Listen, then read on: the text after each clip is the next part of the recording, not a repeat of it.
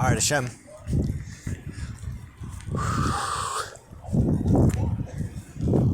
I need to take a break because my brain is like...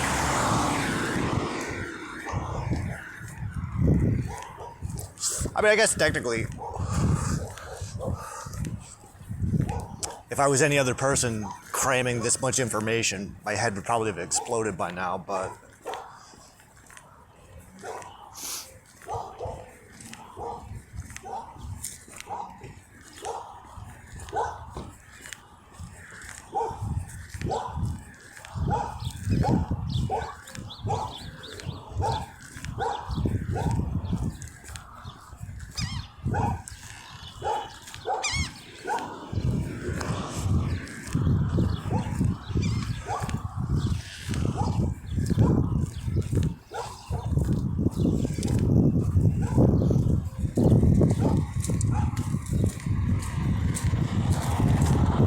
No, let's wait until we're clear.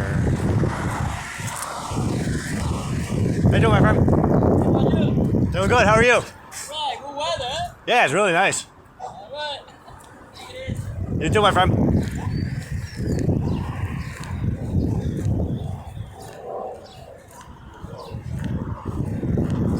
What was I just cramming? Well, I think I just fucking crammed everything.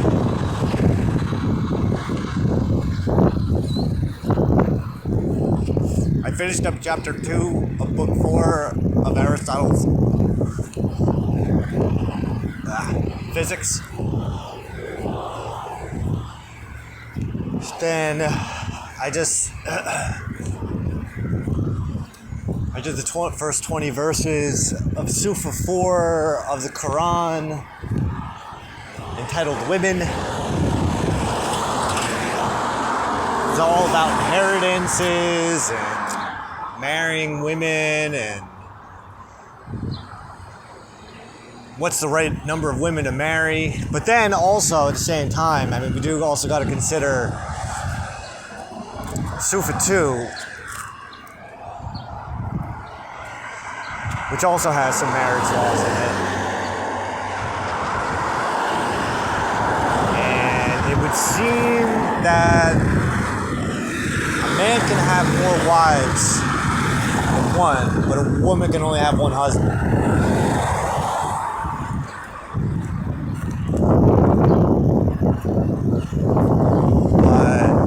But that was laid out in Sufa 2. Because in terms of marriage, the husband is a rank above the woman. So he gets final say.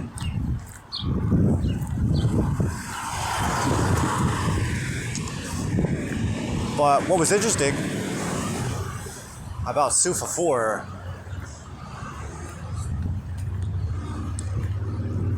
is how it gets into the inheritances.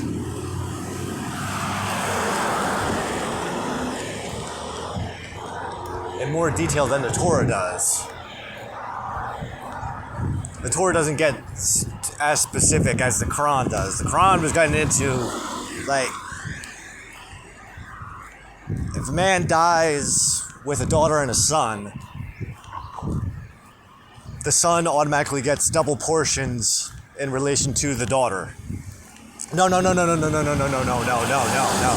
That's not true. She gets half. But if he has two daughters, then the son gets half, and the two daughters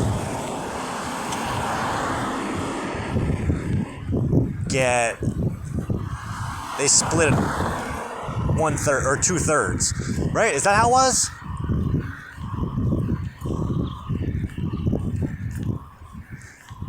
Or I think the example that was given was the guy had one son and two daughters. He gets half. He gets the equivalent of what the two daughters get. But if he has more than two daughters and a son, then the daughters divide up 2/3 of the inheritance. and the son gets 1/3.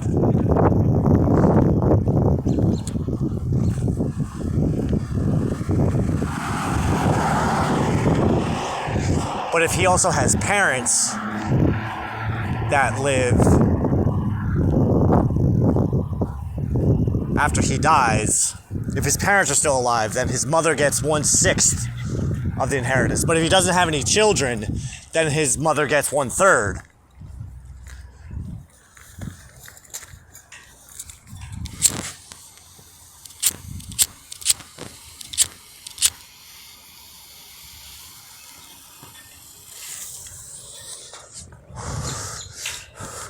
Now, if a woman dies, I think it said that her children get 1/3. But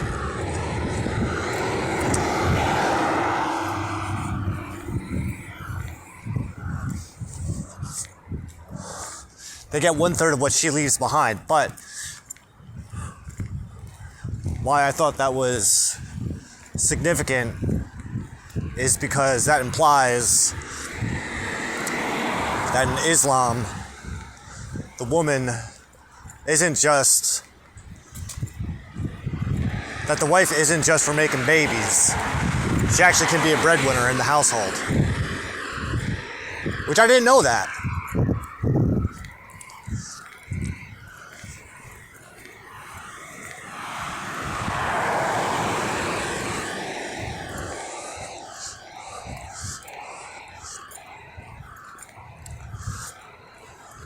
So it's not impossible for the husband and the wife to both be making money.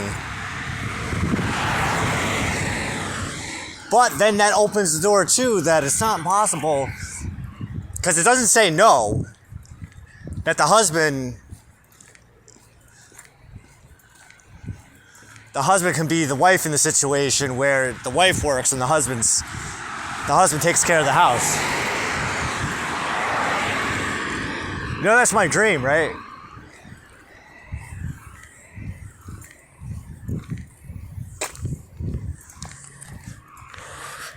I used to say to my ex-wife that how about this? How about I stay home and you go to work and I'll take care of the house stuff?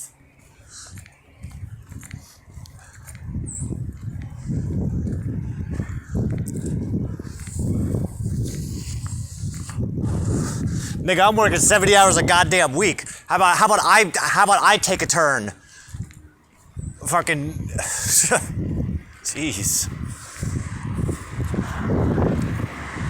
I just say to her all the time, as soon as the boy grows up and he can get on the bus by himself, go get a real job. Go get a fucking 40-hour-a-week job. This way I'm not the only one working and I can cut my hours back. 70 hours a goddamn week.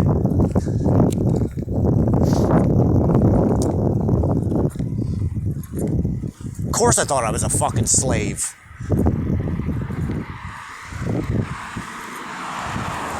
But I know, that's a good point.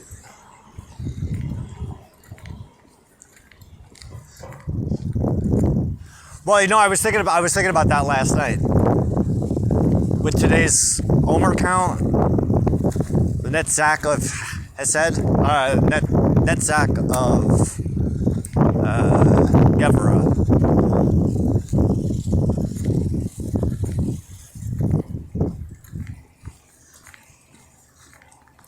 The marriage of discipline and endurance. Is your discipline endurance because you love what you're doing? Or is your discipline endurance, is there endurance to your discipline because you're being forced to do it? Are you an employee or do you work for yourself? And if you work for yourself, are you just doing it for the money?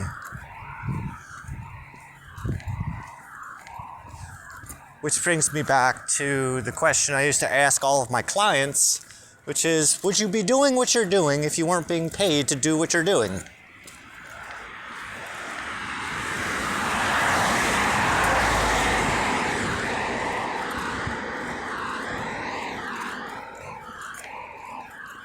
And what qualified me to ask that question was the fact that I had found something I was willing to do without pay.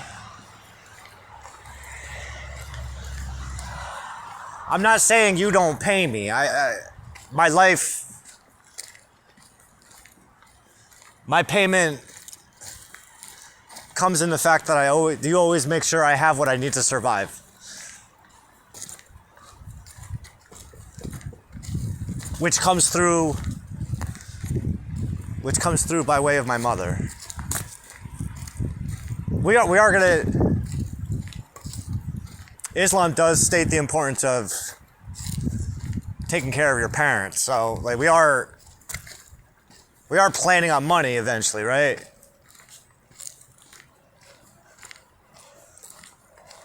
Like actual human money, and then using some of that money to give to my mother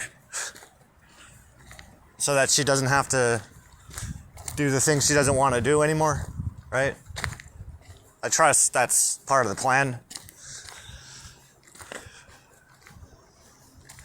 I mean, my brother and my sister, like, see, now that's another thing. In the Quran, it says brothers and sisters, but is it brothers and sisters when there's no children? Because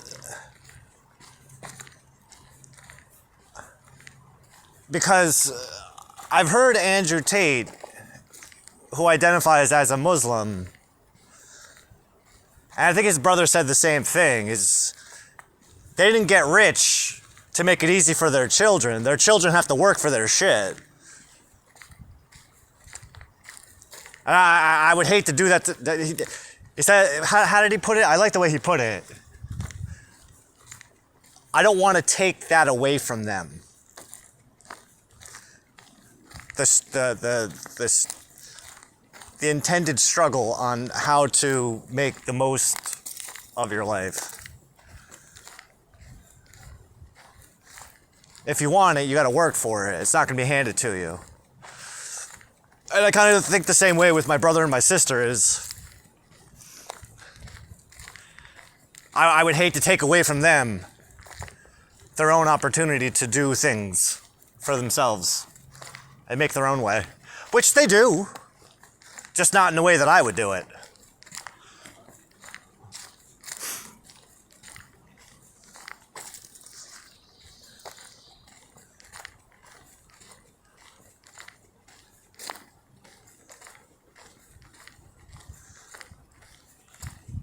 I don't know, is that selfish? I don't think so.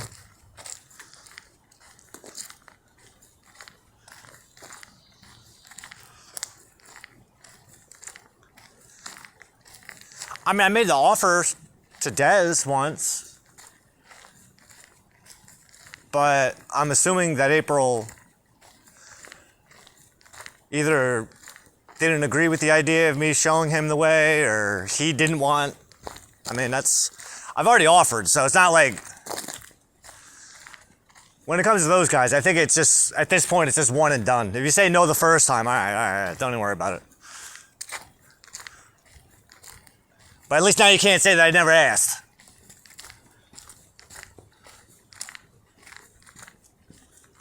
Why does it keep doing that? Because it's on in my back pocket.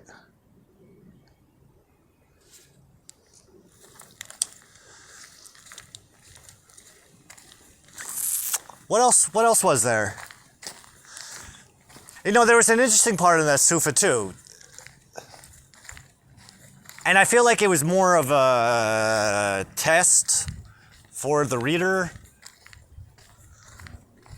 to make sure that they aren't complete pieces of shit. Because I don't think that if you're a piece of shit, I don't think that you can actually read through the first couple verses, because it gets into orphans whose parents died but left them an estate.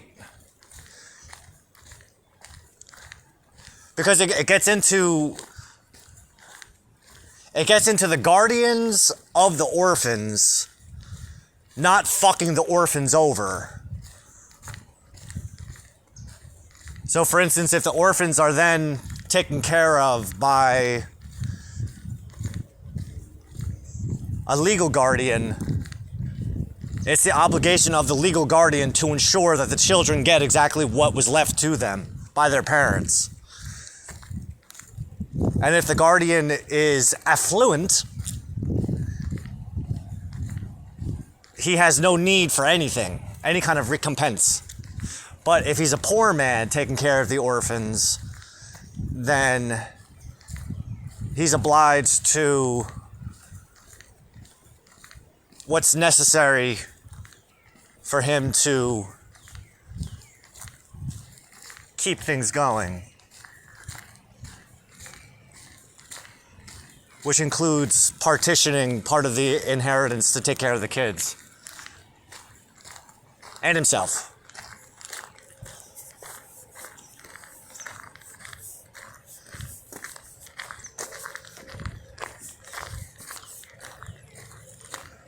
But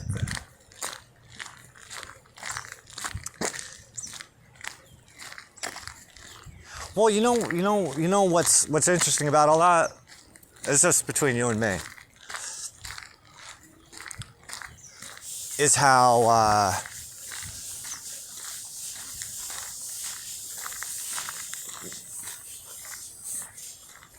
like people don't talk about that when they talk about Islam. When non-Muslims talk about Islam, like that type of stuff, they don't get into that whatsoever. I think that the traditional perspective on Muslims is that they're wild people that love to kill. But when I read the Quran, like that's not what it says. It actually says the opposite.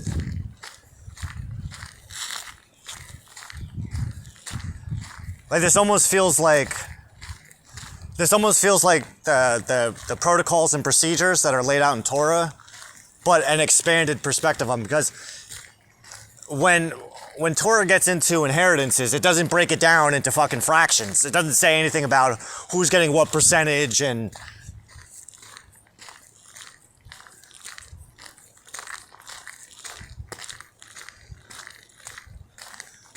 I think it even said that when a man dies, his wife only gets 1/6, just like the mom, if he doesn't have any kids. But if he has kids, then she gets like 1/8.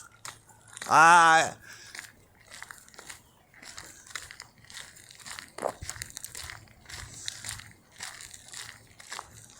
was hoping it was going to get more into, and maybe it will. I mean, I'm only 20 verses into it, but I'm hoping it gets into the situation where a man dies without any sons but only daughters, like in Torah, because I'd like a little more explanation on that. Because the way Torah lays it out is if a man dies without any sons and only daughters, then his estate or his legacy, which would normally go to the son, goes to the daughter, and then she passes it down. But she has to marry within her own tribe.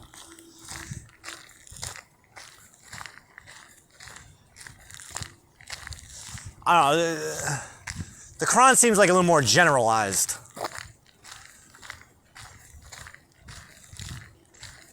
But yeah, that's what I was gonna say is. One was written in the 7th century, the other one was written fucking 3,400 years ago. Ugh.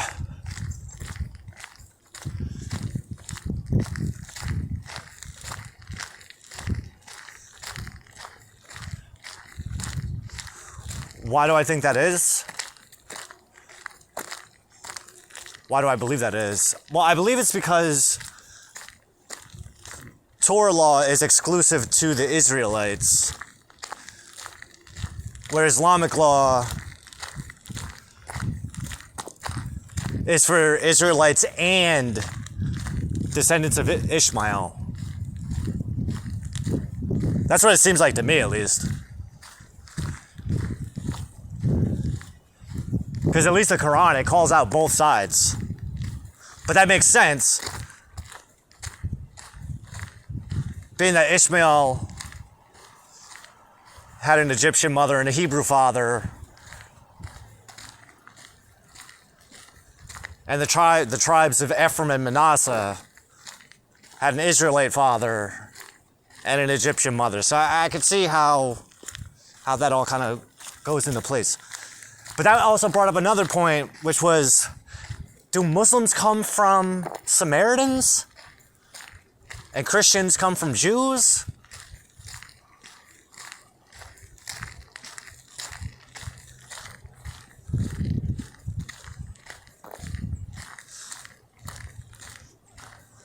Because I know Samaritans don't necessarily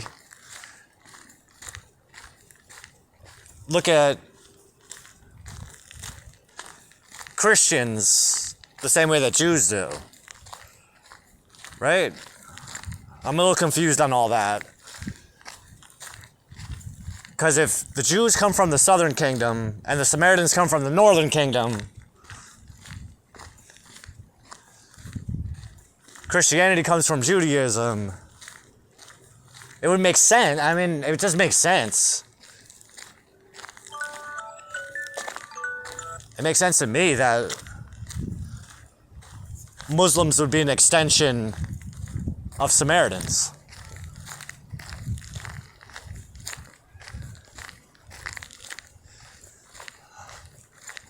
Was there anything else? I think that was it with the Quran. Physics? What was going on in physics? Physics got like fucking wild. Because we're talking about places within places within places.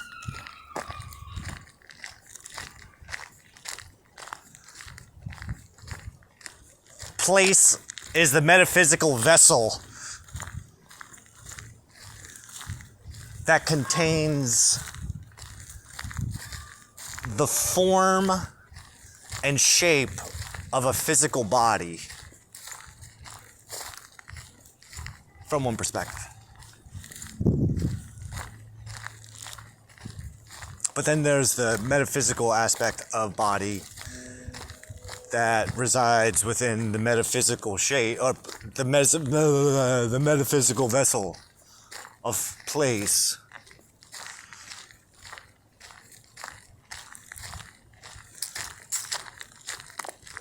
Place within a place.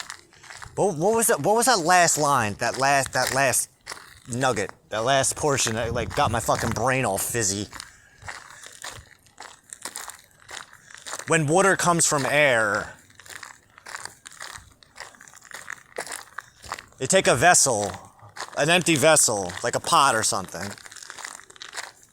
It's not empty because it contains air, but then you pour water into the vessel, and the place that contains the air is destroyed. So to make room for the place that contains the water inside of the vessel. But I feel like that's not necessarily a literal thing. I feel like that's one of those situations where we could take it the literal and the allegorical at the same time and then overlay the two. Because it's reminding me of the example that Aristotle gave of the unmusical man becoming a musical man. So someone without any kind of music ability,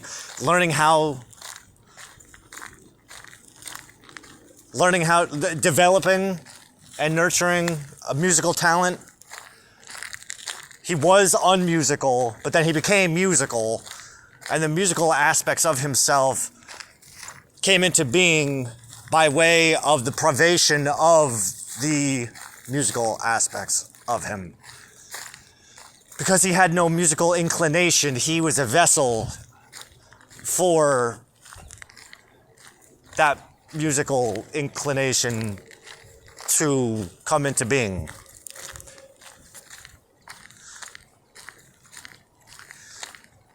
And then there's of course, right? There's the four-dimensional aspect of place as well, not just the three-dimensional aspect of place, right? Because the place that this rock exists, now it's in a different place. But then there is the places, right?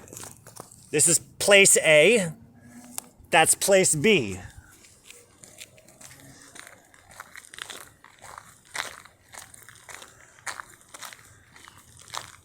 Then there are the places in between when I picked the rock up and moved it to the other place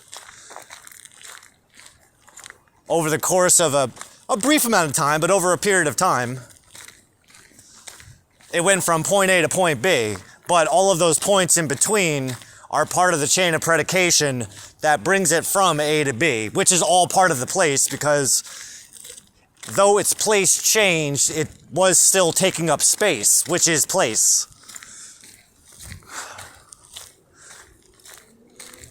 Which there, in turn, makes that movement,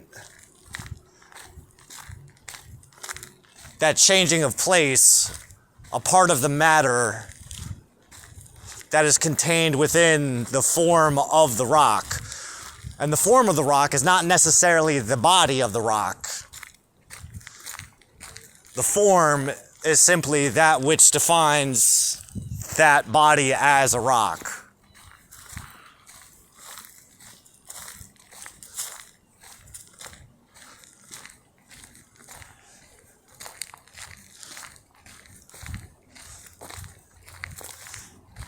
I'm getting a flashback. I'm getting a flashback to Fight Club.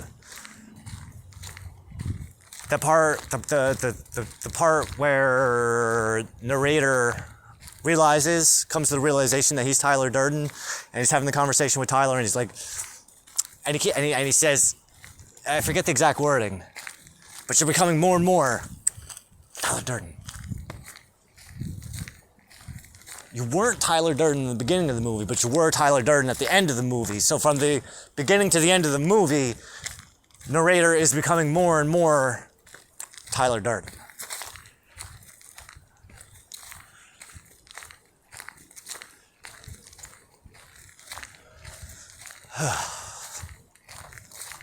Mashuk.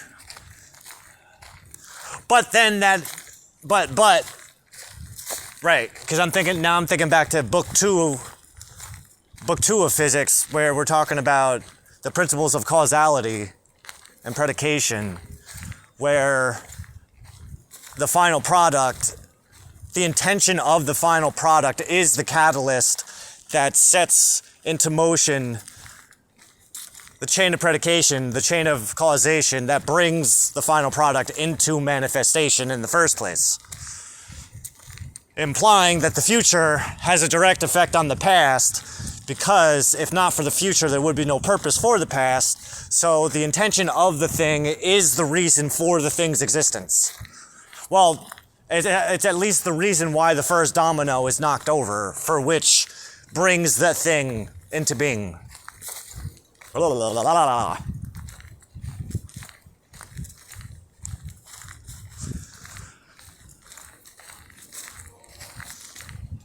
Okay.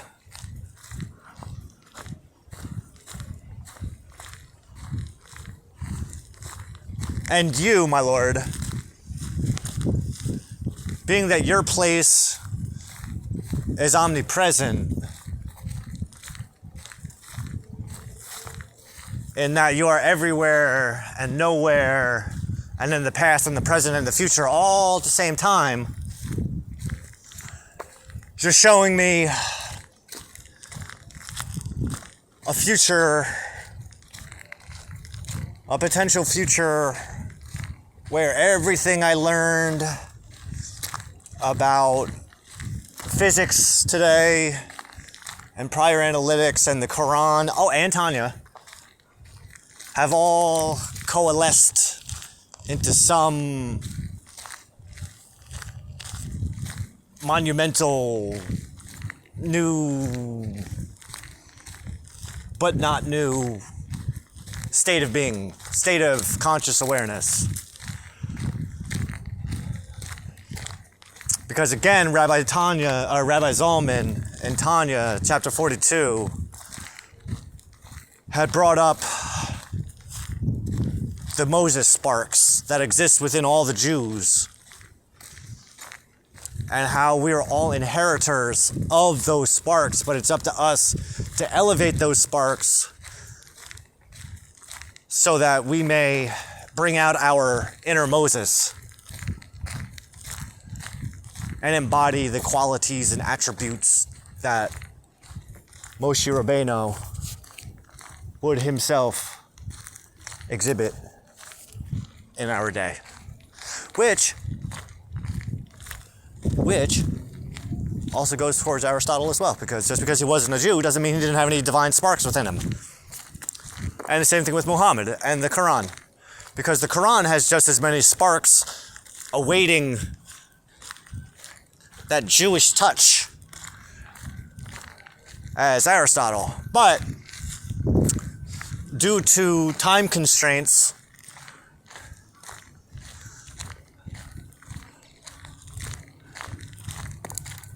was not possible for a Jew to dive into the Quran so as to find those sparks and elevate them back up. Which is bringing me back to prior analytics and the dialectical syllogism, which is essentially the same thing as merging the two oceans of Islam and Judaism, Islam and Israel, into one cohesive unit that is composed of the principles of both. Now, I'm also going back to book 1 of physics, which demonstrates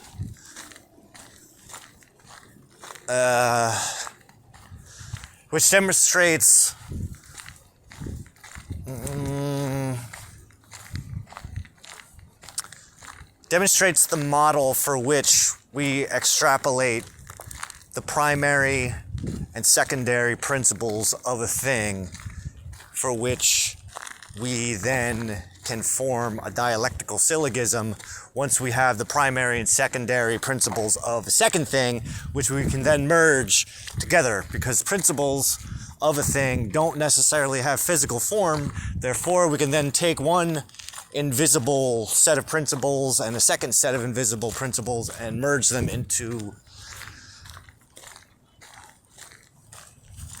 something that technically shouldn't exist by the standards that some people set, but the nice thing about that is that we can then prove everybody wrong, which I like to do.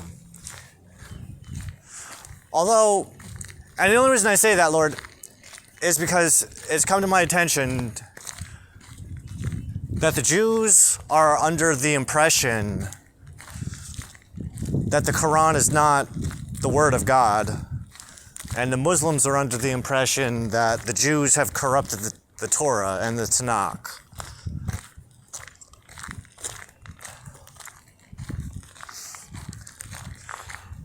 But I would counter both of them.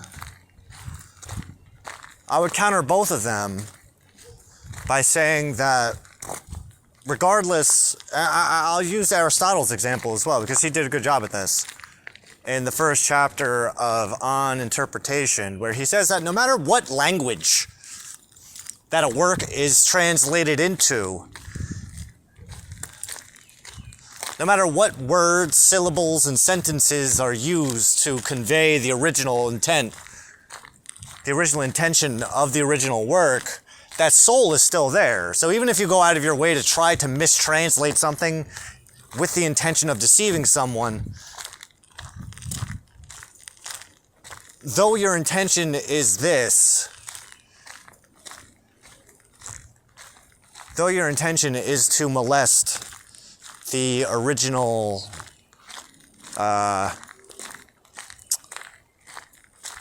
the original principles, what's going to end up happening is that, what? It did it again, goddammit.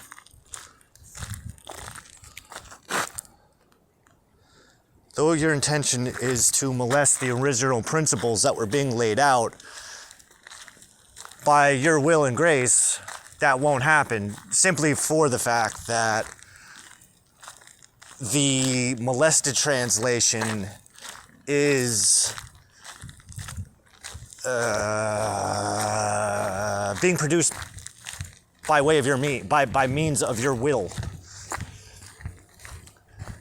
Meaning that even if someone thinks that they're acting on their own accord, they are in fact acting in the way that you wrote the role for them to play out in their lives, whether they like it or not. Again, going back to the brothers of Joseph who sold him into slavery. They thought they were doing it on their own, but as we learned by the end of the story, is that they were just doing what you told them to do, whether they realized that you had them do it or not. They thought they were ridding themselves of Joseph, but in fact, by trying to prevent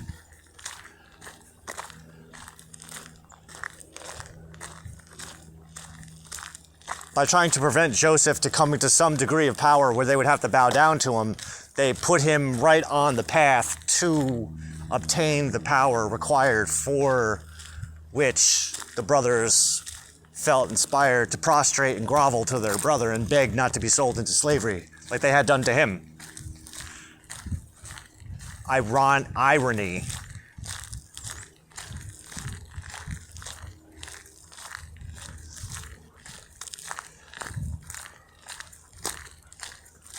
See, though you intended for evil, God intended for good. Look at all these lives that were saved because of what you did. Give yourself a pat on the back.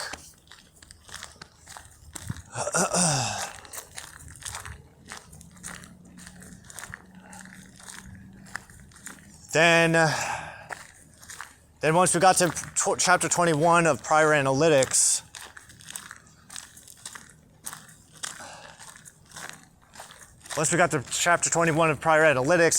I was only able to do half, I think maybe half of chapter 21, because the second paragraph was 2 pages long, which overloaded my brain, leading to us coming out right now. Because there was a couple things he said that I need to expand on, because it was just like, what? I mean, the concept was pretty easy. I get it. Knowing a thing and thinking about a thing are 2 different things.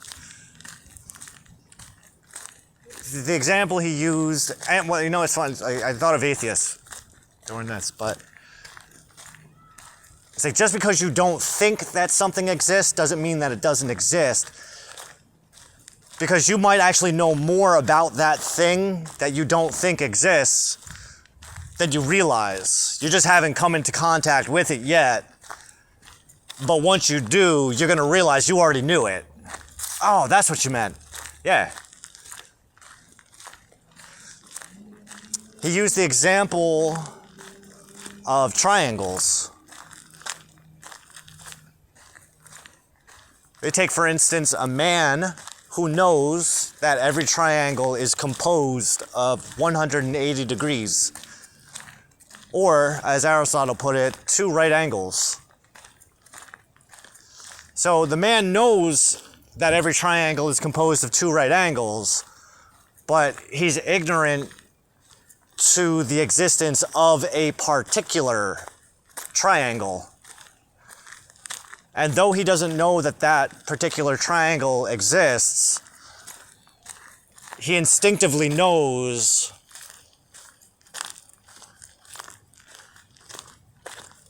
that it's composed of 2 right angles. So that if and when he does finally come into, if and when that particular triangle comes into his conscious awareness, he will already know more about it than he may realize. So he knows it. He knows that triangle. He knows it. And how the fuck? What's the right way of saying it? He knows. He knows its essence. He knows its qualities without even knowing that it exists.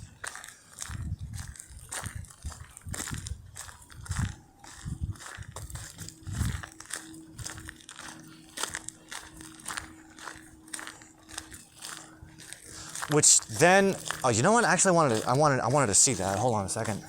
But then that brings up a question. Well, he brought up a question following. He says by knowing the general principles of things, that you inherently will know the principles of the particulars of that generality.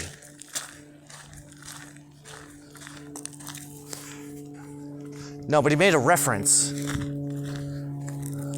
And Mino. Yeah, there it is. I have my instinct is my intuition is telling me that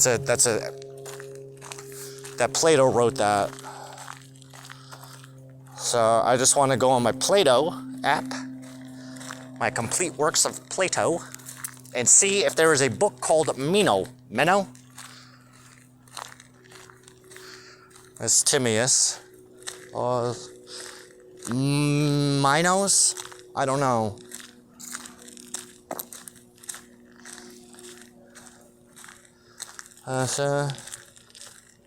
Yeah, there it is. Meno.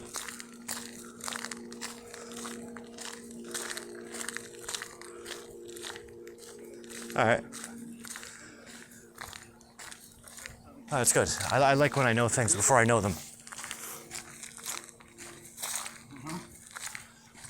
How you doing, my friend? Hi, how are you? Well, you know what's funny is that actually demonstrates. I didn't know that. I didn't know that when he referenced Meno that he was talking about a book written by Plato.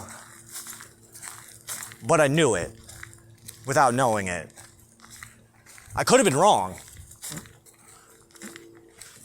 And even when I was scrolling through the list of books that Plato wrote, I saw Minos, like King Minos. And I almost stopped looking after that. But then I just wanted to scroll up a little bit more. And that's where we found Meno. But the reason I even thought that, why did I think that he wrote it? Because when we were finishing chapter 2 of book 4 of physics, he makes 2 times, while trying to explain place, what place is and what place is not, he makes reference to Plato's Timaeus. Is that how you pronounce it? Timaeus? And he goes into how in Timaeus, Plato attempts to define place as a thing.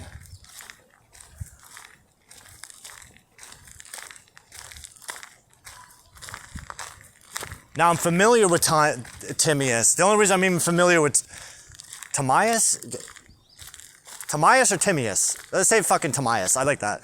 It's annoying. The only reason I'm even familiar with Timaeus is because I was in that fucking awful. Well, I guess it wasn't awful because I got something good out of it. I was in an esoteric group that didn't ever post anything about esoteric stuff. And I got into like a debate with someone over Plato and Egyptian mystery schools. And I thought he was talking out of his ass. So I challenged him. I was like, oh yeah, what book? What book did Plato talk about this in? And he said, Timaeus. All right, okay. So I immediately, because I have the complete works of Plato on my phone, I stopped what I was doing. I'm like, fuck this. I'm gonna go read this. And he wasn't lying or necessarily misleading, but he wasn't entirely telling the truth either.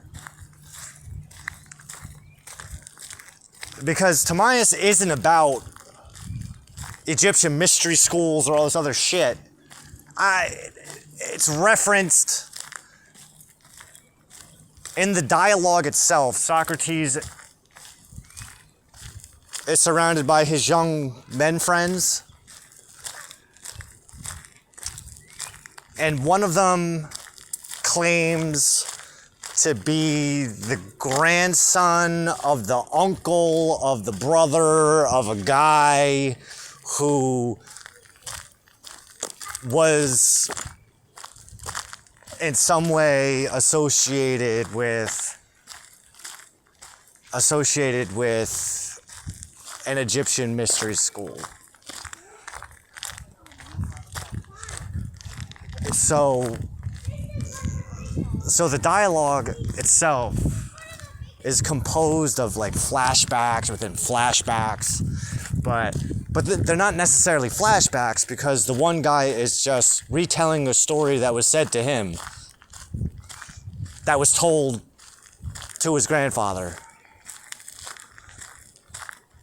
by someone that his grandfather knew. I think something like that. It's like, come on. It's like fucking fourth hand hearsay. But I only read half of it, about half. So there is a reference to an Egyptian mystery school, but the real meat of the dialogue is that each of the three men say to Socrates that they're going to take turns in explaining the creation of the universe and the creation of man. So one of the guys, he literally gets into creation, which was fucking awesome. And I remember thinking about it, I'm like, this fucking dude, he's fighting with me over fucking Egyptian mystery schools. Meanwhile, this might be the first, besides the Torah, this might be the first book that actually explains creation using numbers.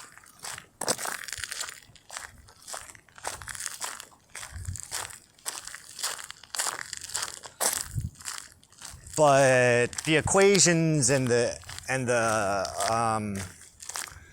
equations he was using, they start off simple. It starts off really simple. Yeah. Simple is a relative term, but he starts off fairly.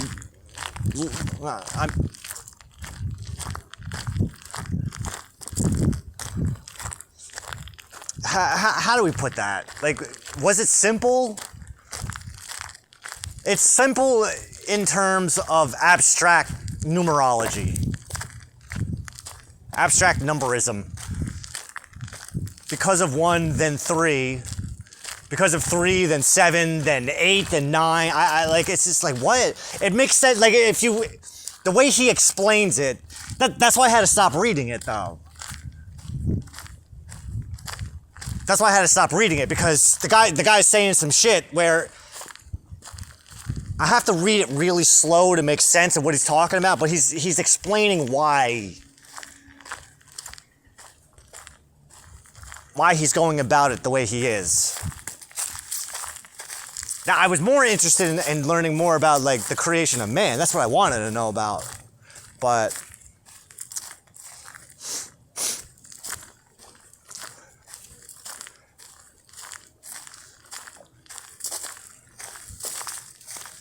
right. So I didn't get far enough into Timaeus where I could understand exactly why it was that Aristotle was referencing the book in the first place. But the fact that he referenced the book, thank you Hashem, was a confirmation that I have to go back and finish that, was a reminder that I have to go back and finish that book, because apparently Apparently the Lord thinks it's important too that I read that one. You like Plato? I do, actually. I've read a number of his books. I think I've read about 6 or 7 of them.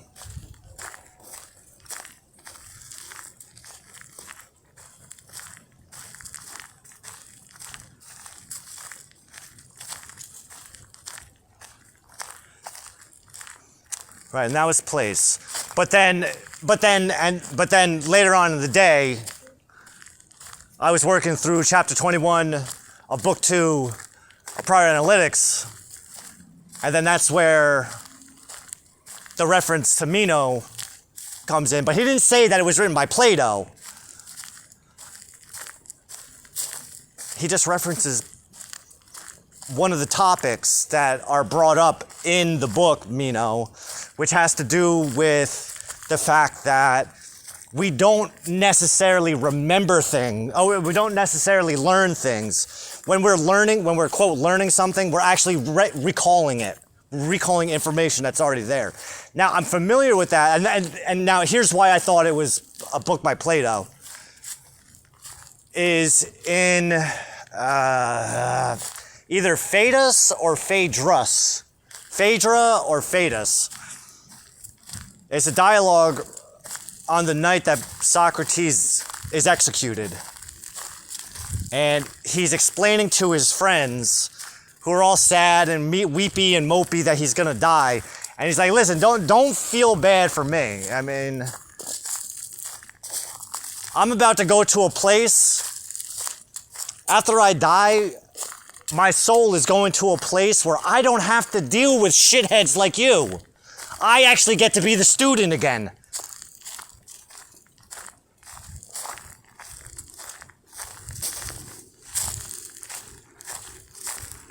Which made me think of the first circle of Inferno, because that's where all the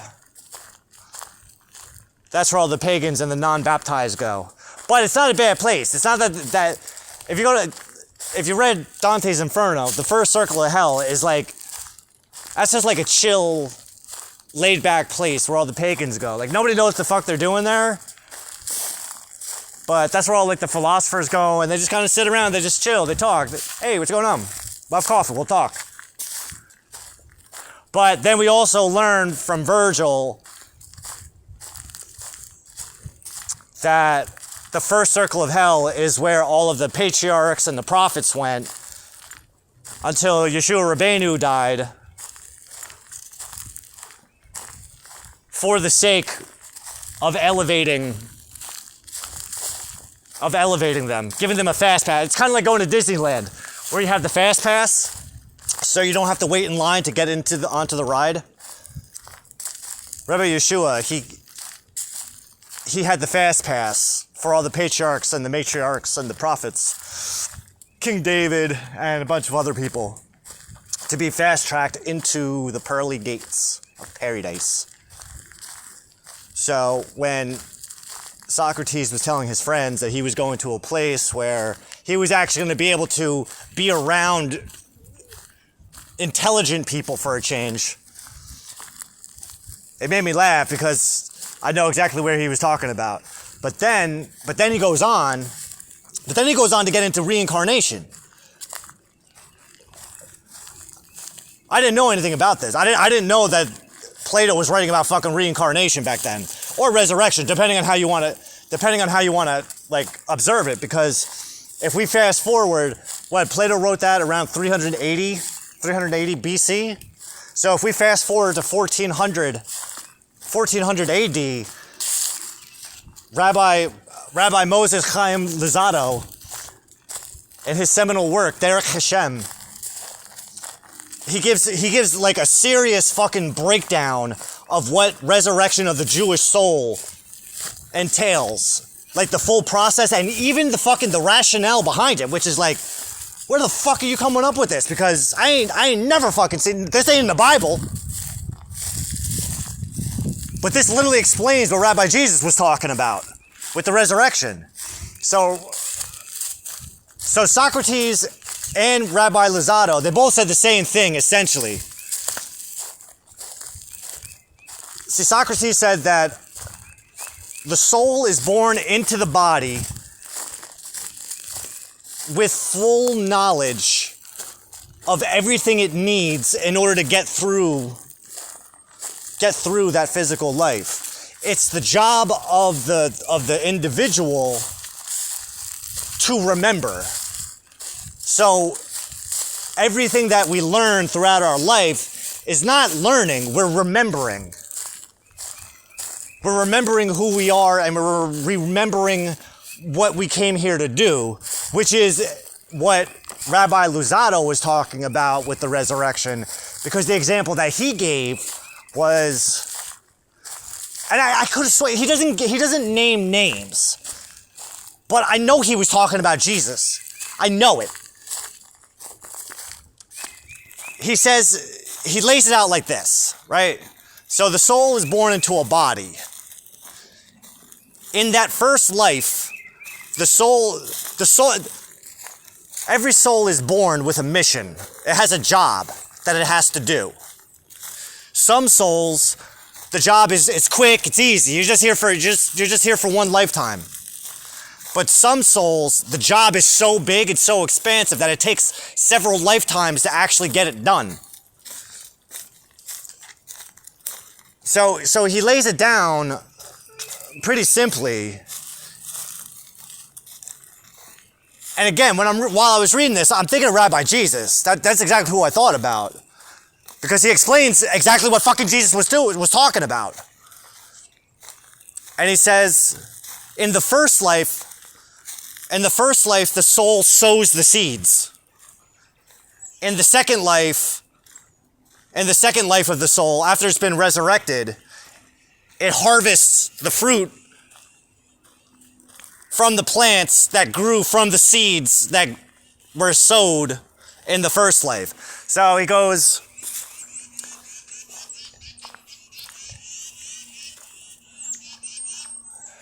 so in the first life, the soul lays the foundation that the second life is going to build off of. But there's an in-between stage as well, which made me think of Inferno, which made me think of Dante's Divine Comedy, because the soul can't complete its mission in the first life because of external circumstances that don't necessarily promote a nurturing environment for that mission to be completed in one phase. Hence, the first life of that soul is to sow the seeds. Just to plant the seeds. Don't even worry about it. After that, let them string you up on a cross. Fuck it. Because you're going to have a second chance. So don't even worry about it. And that was kind of like, bring this back to Rabbi Jesus. Like, that was one of Rabbi Jesus' strengths is that he had the bitahon. He had the fucking bitahon to trust God when God said, don't worry about it. You're going to get a second chance at this. And the second time is going to be a lot better than this one. So after he died, and the way that Rabbi Luzzatto says it is that the soul goes to the world of souls, where it kind of goes through like a debriefing process, right? But because of all the suffering that the soul had to endure during its life, it needs to go through like a rehabilitation. Which is what Inferno is. Like, if you read through the Divine Comedy, I've only made it halfway into Purgatory, but it's in Purgatory where the process is explained on how to elevate souls, and it also explains why the souls in hell, in Inferno, are pleading and begging Dante to send word to their families so that their families will pray for them when they go to church. Because what ends up happening is that if we people on the physical plane pray for those who have passed and went to Inferno, we can actually help them, we can help elevate them. But the fucked up thing about Inferno is the real fucked up thing about Inferno's not like Purgatory. They are, and it is and it isn't. So in Purgatory, the higher that you rise, the higher that you climb up the mountain, the higher you climb up Mount Zion, the more challenging it becomes until you reach a certain point. Once you reach a certain point, and that's about where I left off, is once you reach a certain point, it's a fucking cakewalk. That's what Virgil said to Dante, because Dante was like getting worn out, and Virgil's like, this is what happens. Once you cross this threshold, then it's just fucking smooth sailing the rest of the way up. So don't worry about it. Just take a couple more steps and you're good. But where Inferno's like really fucked up is the fact that the reverse is true, in the sense that the higher that you ascend, the deeper you descend. In order to get to the base of the mountain, you have to fucking go all the way down to the depths of hell. So necessarily, where you think that you're sinking further down into the pit, that's the only way to come out of it. It's kind of like you got to feel it to heal it.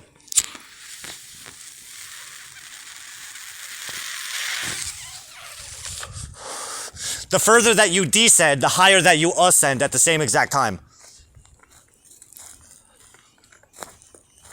Or even the deeper that you descend is in direct relation to how high you're about to ascend.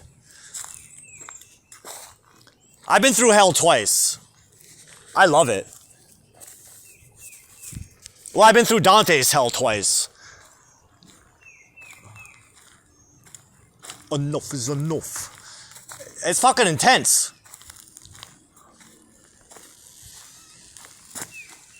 It's intense the first time. It's intense the second time, but it's a different kind of intense. Because the first time I read through it, like, it was just reflecting back at me all my worst characteristics. The hardest part about taking a tour through hell is seeing yourself in all the faces of all the people.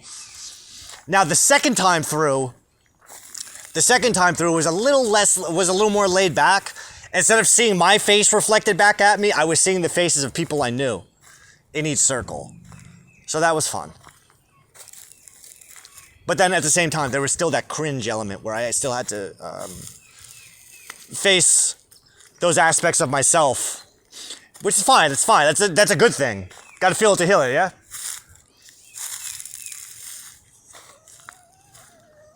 But then, like, the other benefit of going through it a second time is, one, you pick up on all the little shit, on the minute details. Like the second time I read through Inferno, I had no idea about that there was a book of Maccabees. I didn't know that. But it wasn't until the second time I read through it, which was right after my first observation of Hanukkah, learning about Hanukkah too, the history of it, where one of the damn souls makes a reference to Dante about the book of Maccabees. And I'm thinking in my head, like, why the fuck would Dante expect the reader to have read the book of Maccabees? Why is that so important? And mind you, this was like a month or two after Hanukkah last year. Not this past one, but the one before. And I'm thinking to myself, because I heard about the Maccabees, I wasn't too familiar with anything about Hanukkah until 2023. But then I'm thinking to myself, who are these Maccabee guys? Like, why is there no books about this in the Bible? Like, how do we know this is even a thing? And then I found the book of Maccabees because of Dante. And it makes a reference to New Jason from the books of Maccabees. And I had no idea who this guy is.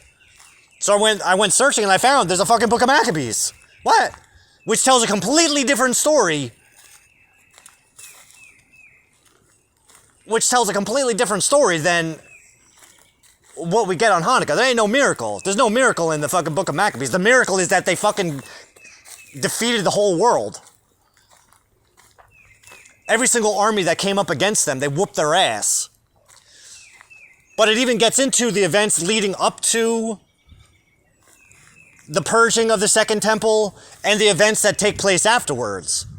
And it says there's an 8-day celebration. But it doesn't say nothing about the miracle of light. The miracle was that the fucking Maccabees didn't submit to the bad guys.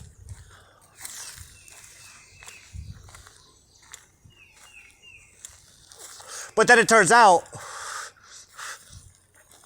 that the guy being referenced in Inferno, New Jason, was one of the emissaries that was sent to Rome to sign a peace agreement.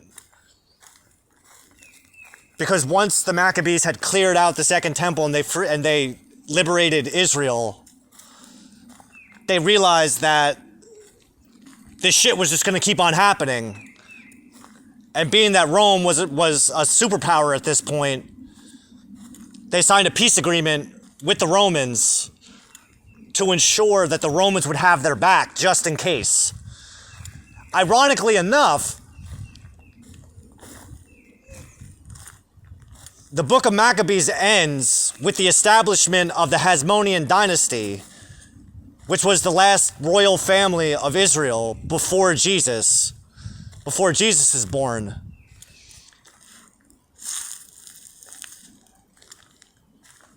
And what ultimately brought them down was Rome, because the Sadducees and the Pharisees had concocted a civil war within the royal family that spread out throughout Israel. And then the Romans came in,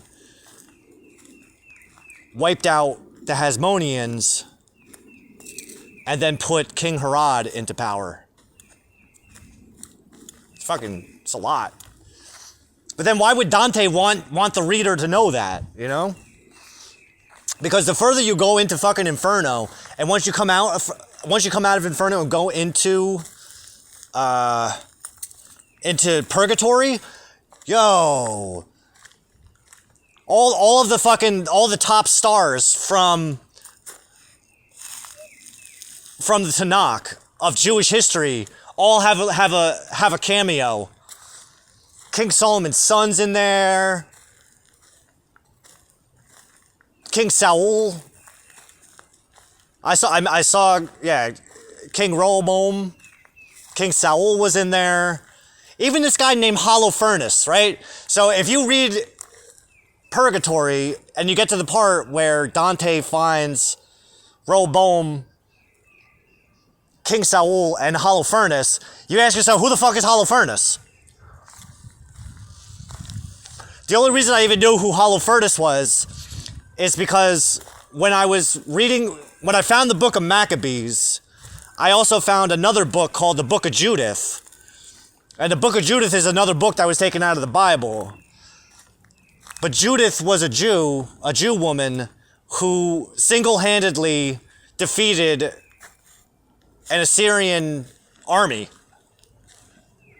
Not the army, but like one battalion that was coming to conquer her town. And the general of the army was Holofernes. And she convinced him that she was going to help him defeat the Jews. So one night he threw a wine party because he wanted to get her drunk and he wanted to screw her because she was lovely. So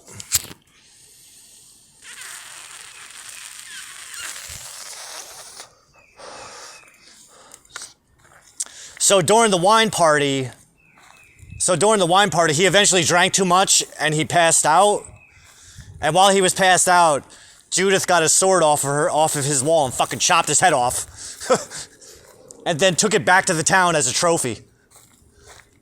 Because she had like a nightly ritual that she told him about. Like she would take her slave girl with her and she would go and pray outside of the camp. So after she chopped off Holofernes' head, she put it in her backpack and she went to go do her nightly ritual, but she went back to the town and then presented the head to the village elders. So in the morning, General Holofernes' men went to go wake him up. They went to go wake him up, and then they found his headless body, and they fucking ran.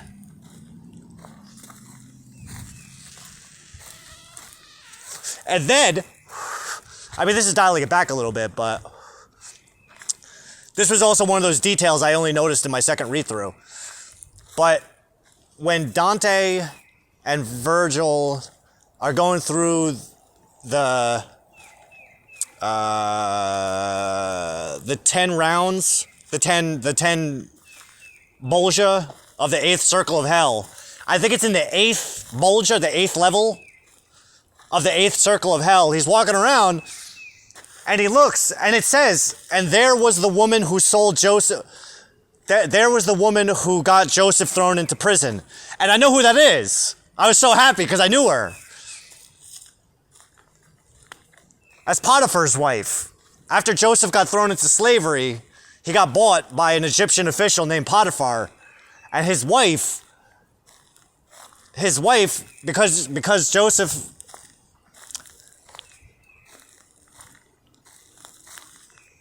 she tried sleeping with him several times, but he kept on saying, no, I'm not doing it.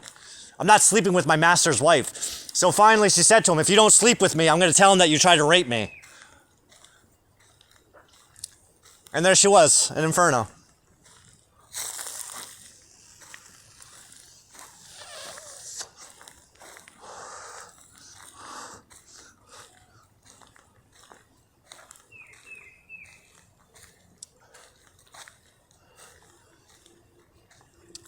So, going back, when Aristotle references Meno in chapter 2 of book 4 of physics, associating it with the idea that we don't actually learn anything, but we remember things, it reminded me of what Socrates said in Phaedra, or Phaedrus, whichever one. It's one of the two. Whichever one is the one where one of them is Socrates and a beautiful man, my beautiful boy.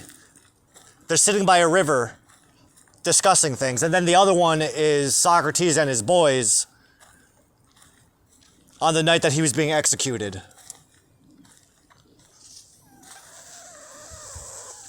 Which is where Socrates first says about remembering things, not learning things. Everything we learn, we're actually just remembering. Which is why, when Aristotle referenced it, I went, I bet that's a fucking Plato book. And I bet I have to read it now. Thank you, Hashem.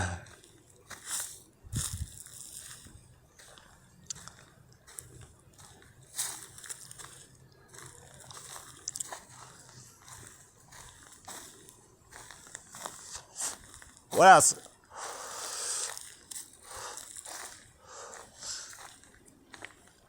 Where did all this come from? Well, I give credit to Philo. And that was the thing, is like I never even read Philo. I just knew his reputation because I wanted to find out what a Hellenist Jew was. I had heard about Hellenist Jews, but I didn't know what the hell a Hellenist Jew was.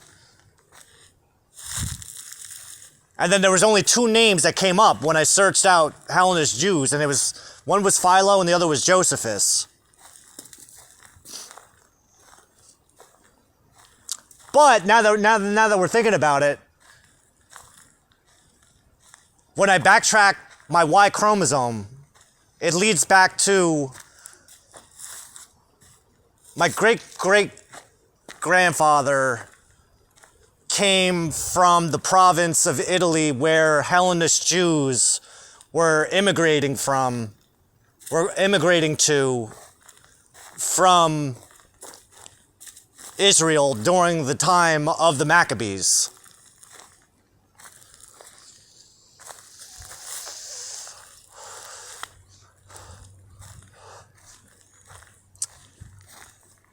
Which is why I know that there's Jew inside of me,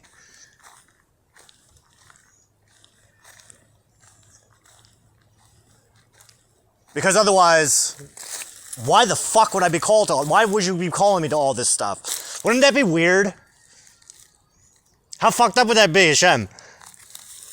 Hashem, how fucked up would that be if it turns out there's no Jew in me whatsoever?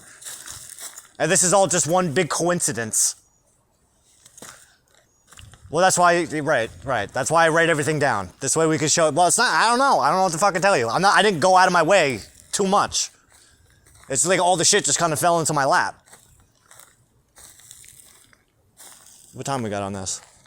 1 hour or 15 minutes. Oh boy. So should I go get a job? Like a regular job? Like flipping burgers or something? No? Alright. Whatever you say. I'm not allowed to. Because it's a violation of Torah law. Thank you. So the next time someone says, why don't you get a job? Because I'm not allowed to. I'm a Jew. I'm not allowed to. Torah law literally says I'm not allowed to. Oh yes, cite the law. Well,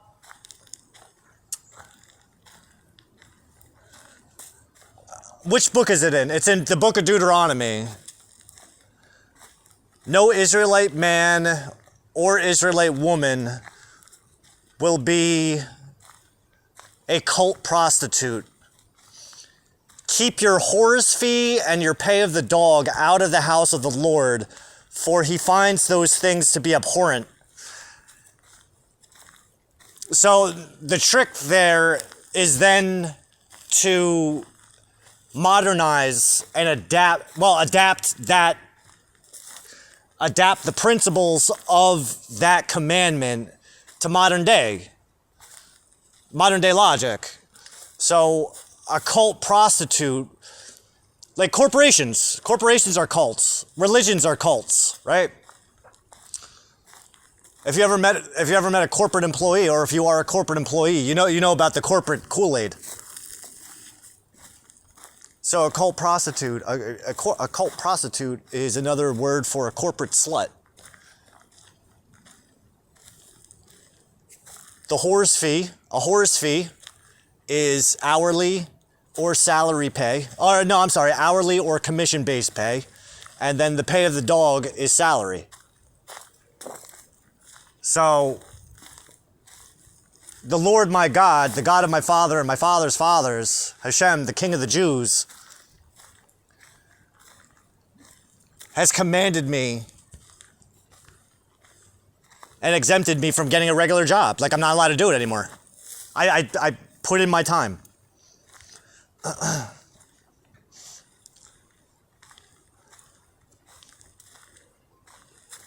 I have no choice but to follow the entrepreneurial route. So I work for myself by working for God. Because we're business partners. Because that's how it works. Any educated Jew can tell you that.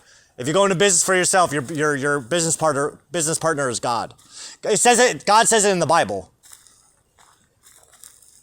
Follow my rules and my commandments and my laws, and I will make sure everything you do is prosperous. All right. Thank you, my Lord. I love you too.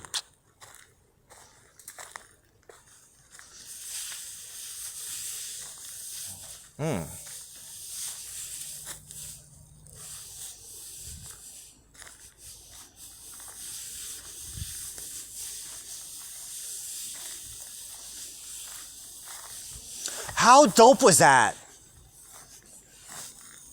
Well, I was right. What am I talking about? I'm talking about the opening for Sufa 4 of the Quran.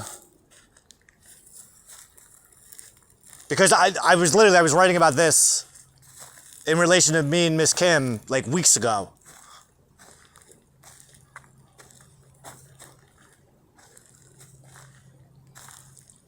Ahem.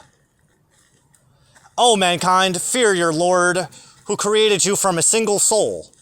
He created its mate from it, and from the two of them spread countless men and women throughout the earth. 2 bodies, 1 soul.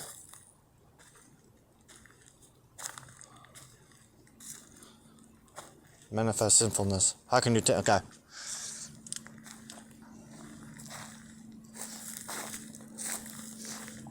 Oh, but it goes on. It goes on.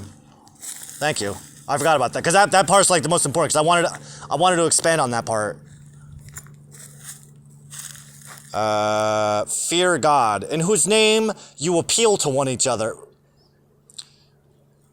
In whose name you appeal to one another, and be mindful of your obligations in respect to ties of kinship.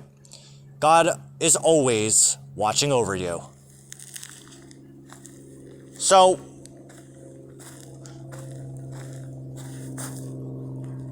this kind of goes off of what the rabbis say, is that your soulmate is literally the other half of your soul.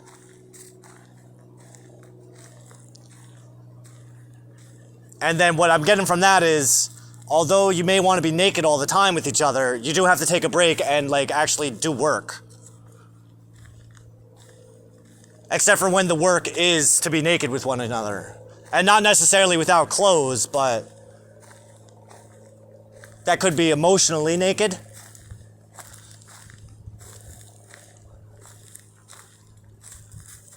And no clothes, naked, at the same time. Or one or the other. But don't forget your obligations to God. Because it was God who made this creature that is so appealing to you. Is it really Miss Kim? Is Miss Kim the other half of my soul? Can we get that out of the way? Can we like get that set in stone? Because if Miss Kim's not the other half of my soul, then why the fuck can I not get this woman out of my head? Still, I killed the group. I turned the group off yesterday. I unfriended her. Then I went to Instagram and unfollowed her. But all day, all night, all fucking day. Even right now, I feel her in my head now.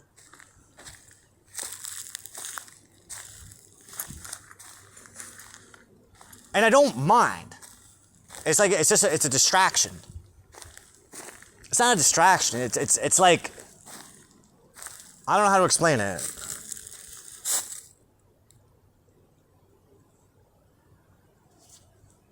Of course, it's just continually the antwoord songs playing.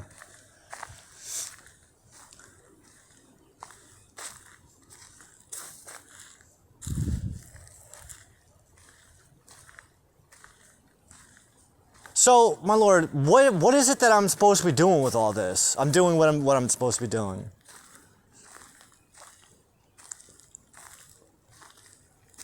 Because what we're doing is we're taking religion and actually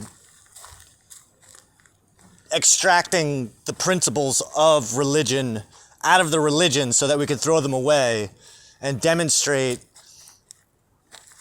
what? That they're all right at the same time, and it's the perspective that we have on religion that's wrong.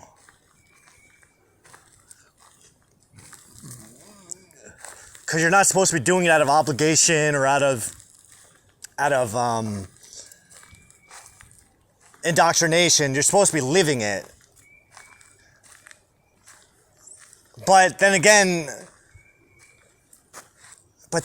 it's different. I'm thinking about what Rabbi Zalman said in chapter 42 of Tanya, that our belief in God, that the Jews' belief in God is ingrained within us. It's not something learned or taught. And I can attest to that because no one taught me how to believe in God. No one taught me how to believe in you. My father taught me how to fear you. I wish I knew more about my father.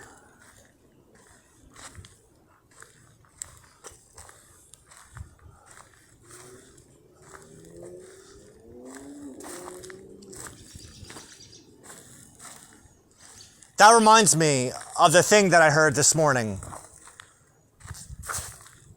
Your family's not your family. Your family was just there to take care of you to make sure you didn't get killed. Because they would be the most unassuming family in all the families of all the world. It's not that they're not your family. They are your family. It's just there's things about you that they don't have because they come specifically from my father, and not even my sister has it, at least not to the extent that I do, because it comes down to the son, not the daughter. And because my son's born out of wedlock, he's ineligible. Which is why I had to be the one to do the things. So be grateful that you had an illegitimate child with somebody, because otherwise all this fucking burden would have had to have fallen on him.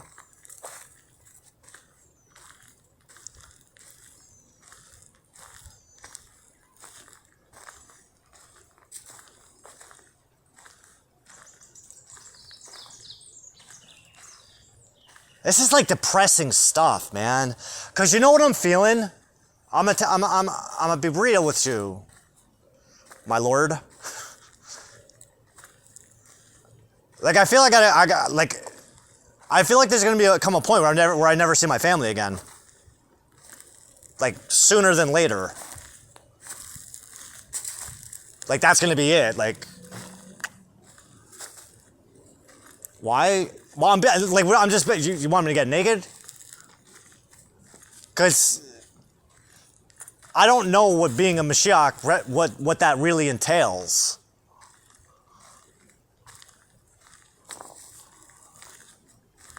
And I don't know, like, there's this thing inside of me that's telling me, be completely honest about it. Oh, God.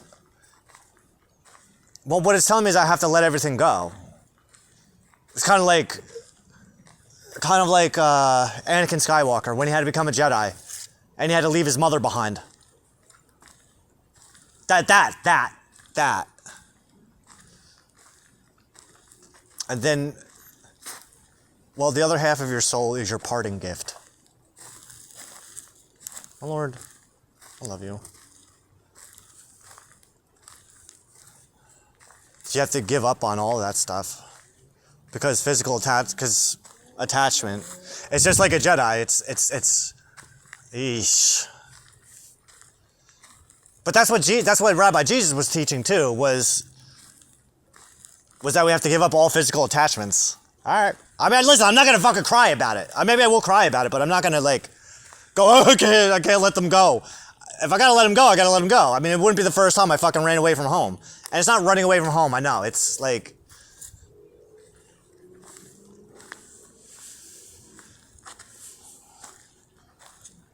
I mean, that's just what the inner voice, the inner calling is telling me. But it's going to be okay because it's not as dramatic as I think it is. All right, I feel that. Ow. Well, that's good because my relationship with my mother right now is like at an all-time high. My father would be proud. My father is proud. You're proud, I can tell.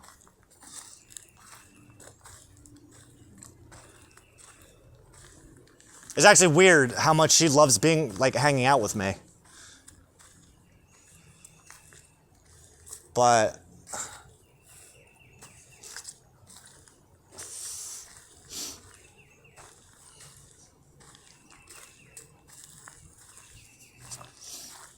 I think, and what you're showing me is, this is just in preparation for her before she gets to live her life, the rest of her life with her husband without her kids.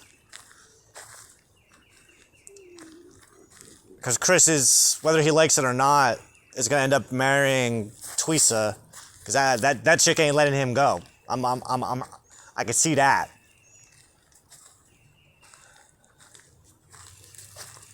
But then there's me.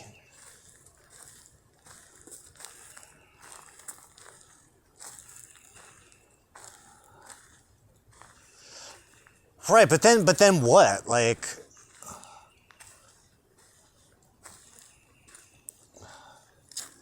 that's what I don't really fully understand is like how does this become something else? Because whatever it is that I'm becoming, because I can tell you right now, this whole fucking thing with Aristotle,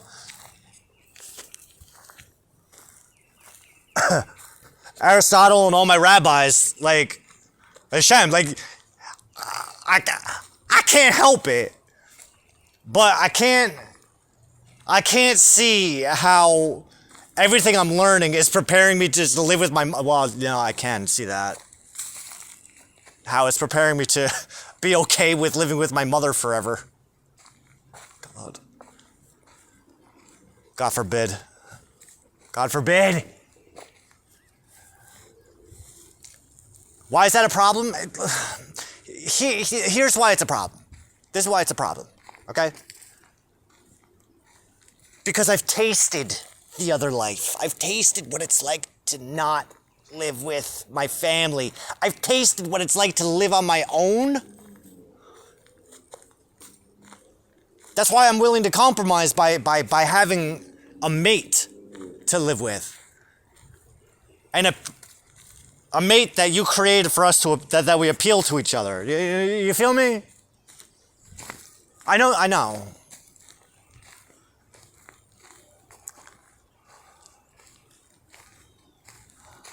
Fuck you, bitch. No, I know. Well, what I was getting at before is, and I said I don't know where this goes from here. It's like, where does this go from here?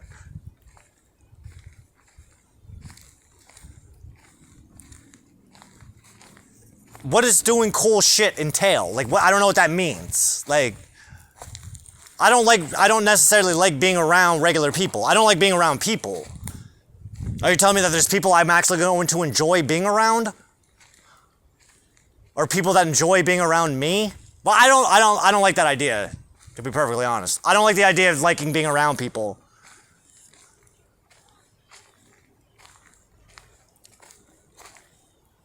I like it the way that it is, where, yeah, sometimes I meet someone cool and we're cool for a little while, but then that's it. Like, 10 minutes, 5 minutes.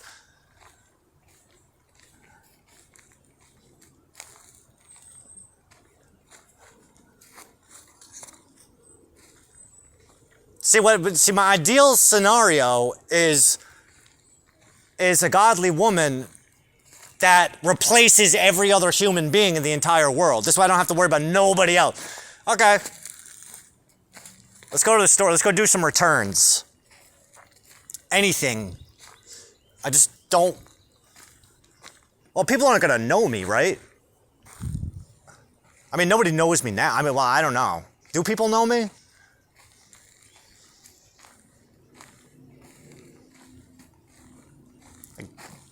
Beatlemania, Derek Mania. Wouldn't that be cool? Mashiach Mania.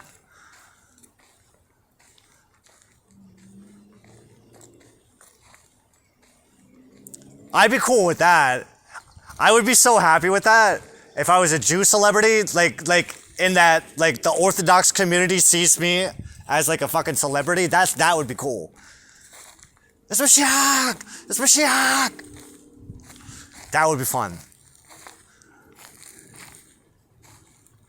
Well, it would be fun if it was the Jews, the Muslims, and I wouldn't mind the Christians. Although the Christians, like, they do get on my nerves. Especially when they try to tell me who I am. That's annoying. But I don't mind them.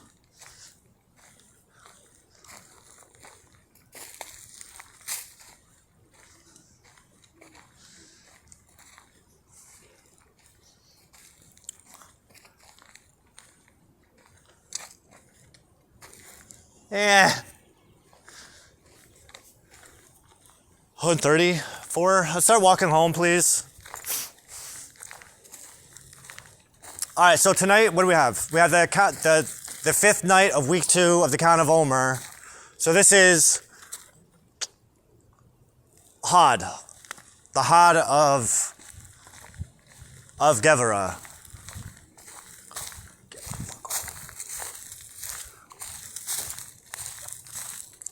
What I'm trying to do is pick up on the themes of each of the Sephirah and to see how they kind of, like, one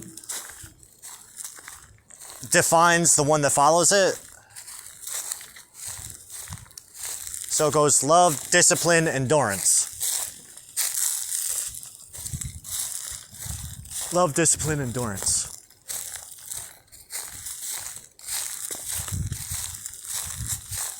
Okay. All right. I can kind of see like a.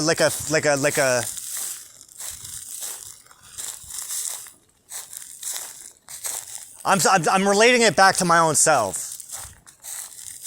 Like, it's not impossible to see. I mean, I can definitely see it. That's.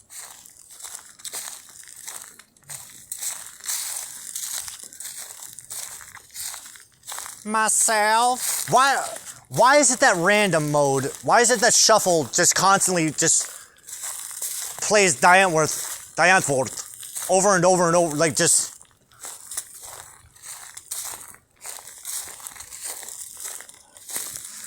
And here's another thing, my lord. Like, I don't mind Pandora. I don't mind it. It's doable because they're giving me free time, but I want my goddamn Spotify back. Like, I don't have the what's this? What happened here? I don't have the whoa.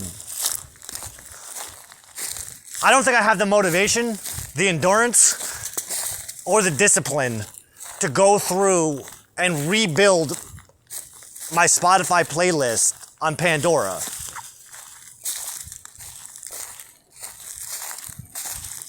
And the only reason I even went with Pandora was because they gave me 45 days for free for $10. Technically, I might even cancel it. I don't think I'm gonna even have the $10 by the time we get there. But I got a whole other month. I really hope I'm not getting catfish, dude. Well, you know what? I'm thinking about that right now. Is that my Pandora trial ends on Shabbat. So fucking cool. So cool.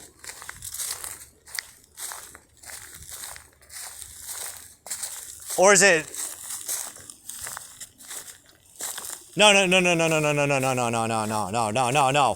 It ends on the last day of the Count of Omer. It ends on the day before Shabbat. I'm okay with that. I'm okay with that.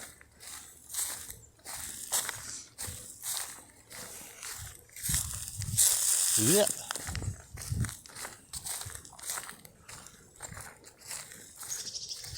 My lord, you're not catfishing me, are you?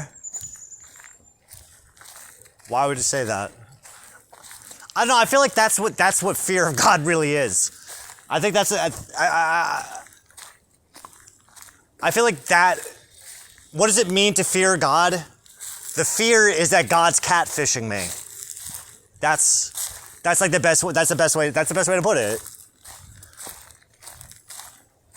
I feel like you might punk me, and I don't want you to punk me because that would like piss me off the most. But I don't even know what that would look like because at this point, that doesn't even make any kind of rational sense. Well, how the fuck did God punk you? I don't know. That's what I mean. Like, I don't know how you could do that. Unless you get me all hyped up just to fucking crush me like a fucking insect, which is not impossible. But then again, when I really think about it, do you have any other servants that are as fucking disciplined and dedicated as myself? Because if so, I'd like to meet them. Why? So I can fucking kill them, open up their head, and then eat their brain, so I can take their power. That's why. Like Siler. Or finger fuck their brains. So I can absorb their power.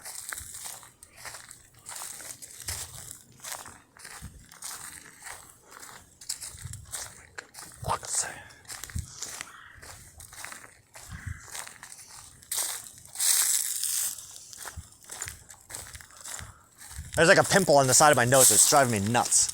I don't, it might be a pimple.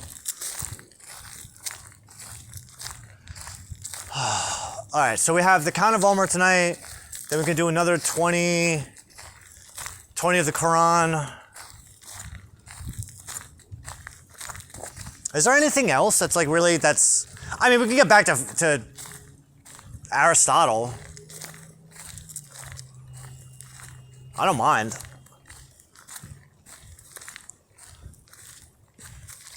Like this chapter 21, chapter 21 like plays itself like it's extra complex, but I feel like when I was writing it out,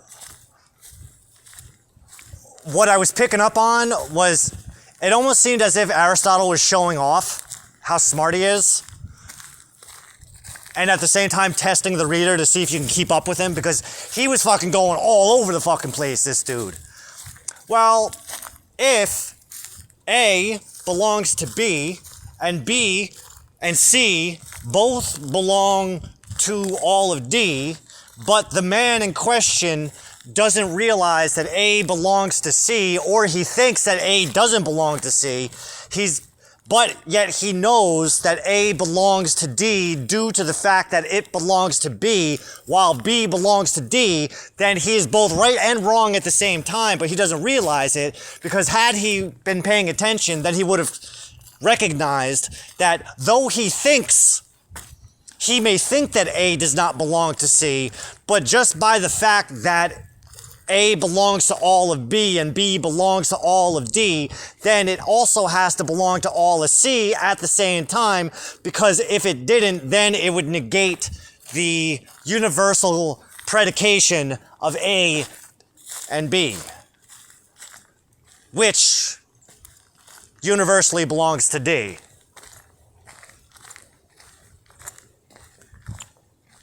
But then what else did he say? That was like I remember reading it, just going, "Are you serious? Come on, man. Now you're just swinging your dick around." But at the same time, I don't know if that was even a thing back then.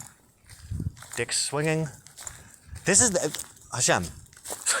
This is like the fucking 7th Diantor song in a row. Something like this.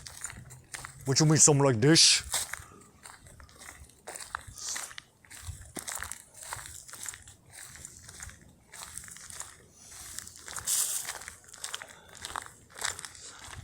What was he talking about? Well, he got into the triangles. Well, that was like that seemed to be the main point of chapter 21, is how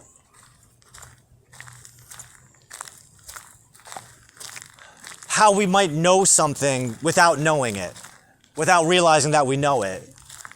Which is why he brought up the argument against what Plato had said, and that it's not necessarily that we're remembering what we're learning as much as we may not even realize that we have a general understanding of a particular thing before learning that that particular thing is even a thing to begin with. Hence, when we do come into the realization that it is a thing, being that we know the generalization of that, the general principles of that thing, it's almost as if we knew that it was there before we knew it was there. But that's kind of the point, yeah? Because even in book 2, when we're talking about the chain of causation, in relation to spontaneity and chance, he gives an example, and I'm kind of annoyed that he didn't go deeper into it, but he gives an example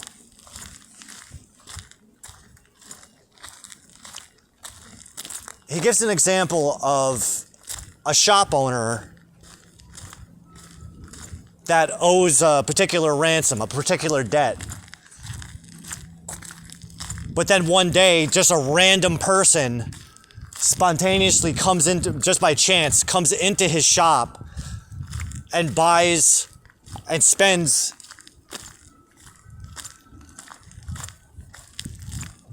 enough money that now the shop owner has enough to pay off the debt. but I know what he's talking about. It's that synchronicity, that right place at the right time. Who the fuck was this person? Like, where did this person come from? How did this person know that I needed that? They didn't. Didn't they? Or was there something bigger going on?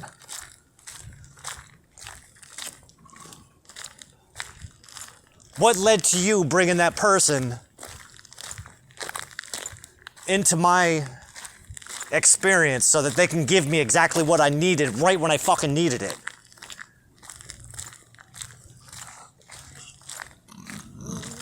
Because you know, something similar happened with Aristotle and Aristotle.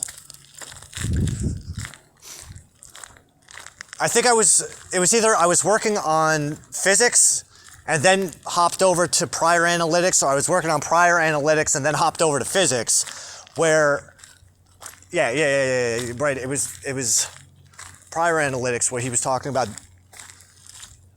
no.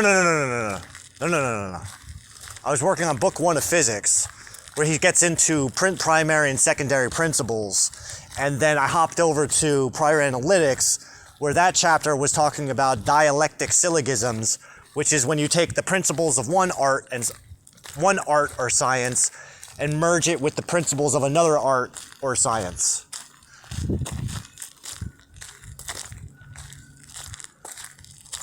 But the timing of it was perfect, because as soon as I finished the one chapter here, I hopped over and started working on that chapter over there.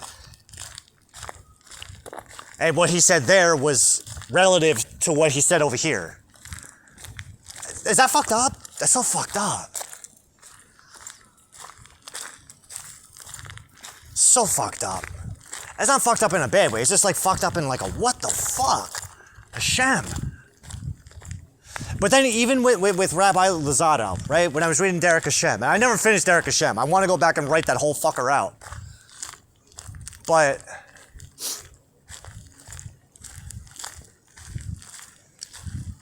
if it wasn't for the fact that I had read categories and on interpretation, I don't think I would have been able to understand that book. I wouldn't have been able to understand the introduction.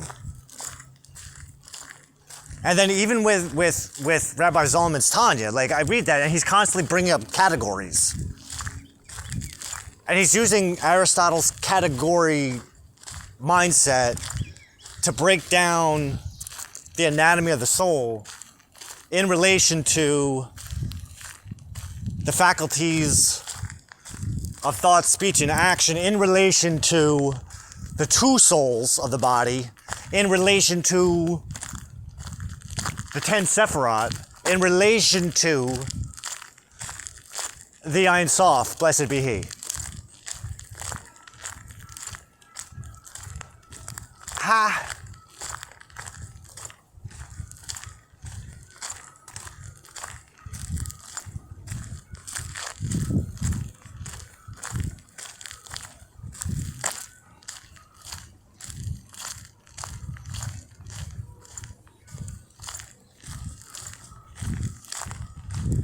No, there's nothing wrong. There's nothing wrong. I'm just kind of like, I'm listening to myself talk. I'm just like, what the fuck? But you know what? Like, what was it? 7 years ago when we set the intention for all this, I didn't know it was going to get like this. This is like, whoa. This is, to be perfectly honest, I didn't know what to expect. What did you expect? I had no idea. I really didn't. Do you not like it? I fucking love it. This is the coolest fucking life ever.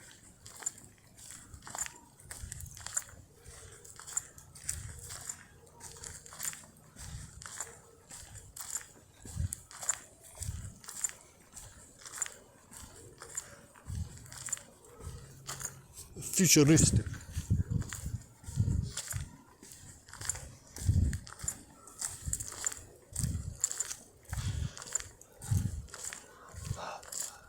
Time is it? I think it's the 12th hour. I think we just started the 12th hour.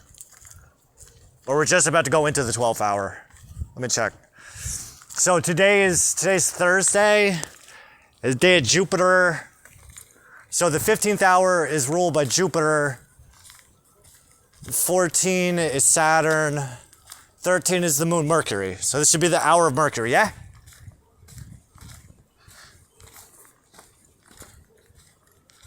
th hour of the day, Mercury. Or it's the end of the 11th hour, which is Venus. But I'm pretty sure it's the 12th. And Mercury, tell me. It's not loading. It's on the wrong thing. Wait. God damn it.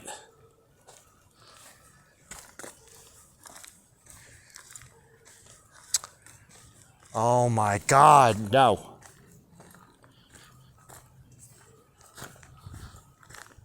Well, I'm pretty sure I was right. An ad came on. I don't like how this one has ads. It drives me nuts. Oh, is that why it turns off? Yes, 12th hour, ruled by Mercury. I'm getting good at this. See, the trick is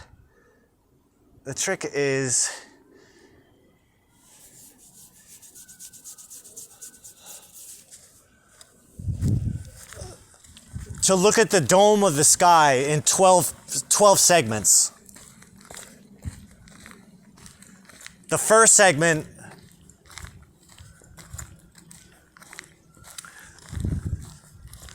well, we could do that from a visual perspective, yeah? We just have to divide the sky into 12 portions, 12 equal portions. And then no matter what day of the year it is, wherever the sun falls will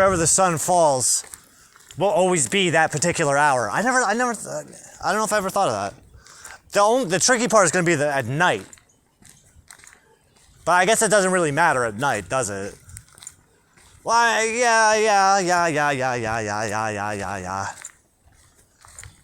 Doesn't not matter. A daytime hour right now is 60. It's ranging from 67 to 69 minutes. And a nighttime hour is about 51 to 53 minutes.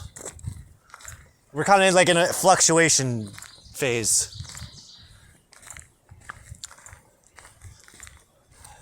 Once we get to the summer solstice, a daytime hour should be about 75 minutes. Just about 75 minutes.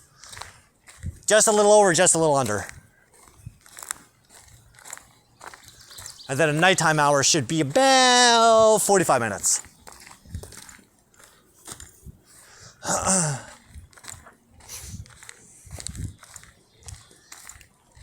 And then realistically too,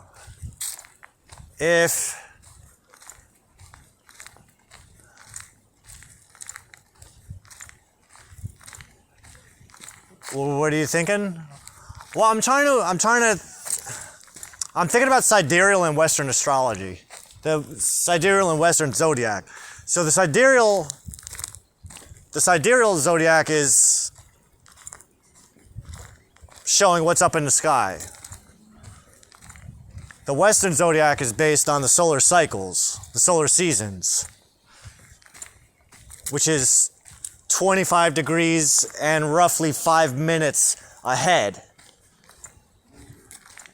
So in Western astrology, we're at 4 degrees, just a little over 4.5 degrees of Taurus. Minus 4.5. So 20.5. So on sidereal astrology, which is more accurate to what's in the sky right now, the sun is at about 20.5 degrees Aries, right? Let's see. We have the technology for that now. Rabbi Abraham Ezra, he would love this. He would either love it or hate it. I think he would hate it because of the simplicity of it. All right, so the moon the sun is currently at 4 degrees 50 minutes. So it's almost 5 degrees. So it's gonna be about 20 degrees in sidereal, right? In Aries. Let's see. And do a quick shift.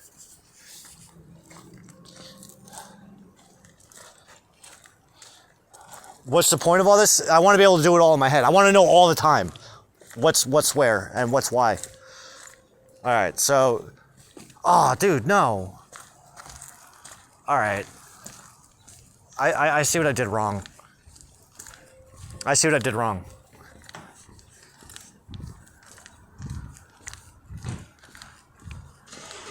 Yeah, I was wrong, but it's 9 degrees, 44 minutes in Aries. Oh, shit. All right, I have to get better at that.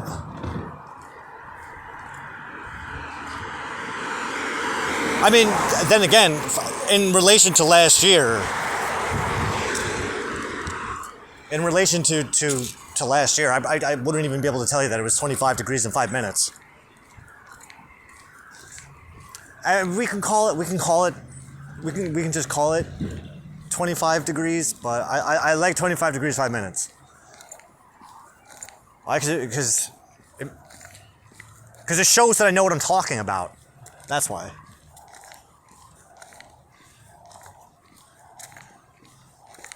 I'm very particular with the minutes of the degrees. 60 minutes per degree.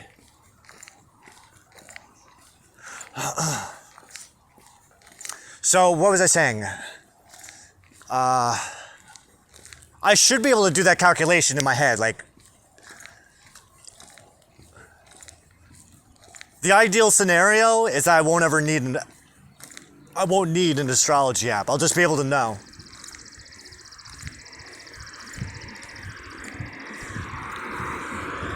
Which isn't impossible because I know the general days.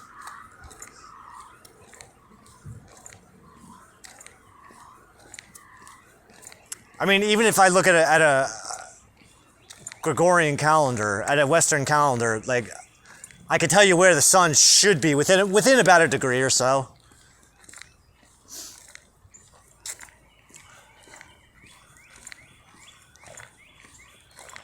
Well, you know, a cool trick that I learned is if I look at someone's birth chart, but you don't show me what the time of the day is. If you don't show me the time of the day, I could just look at the chart and tell you what time it is and what day it is, around what day it is, within like a range of like 1 or 2 days. I say 1 or 3, just to be safe.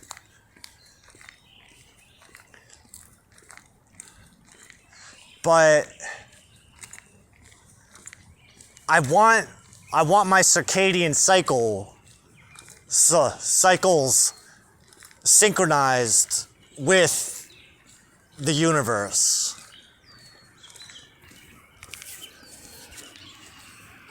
With the sun and the moon, but also with the stars and the planets too. I think that would be really fun.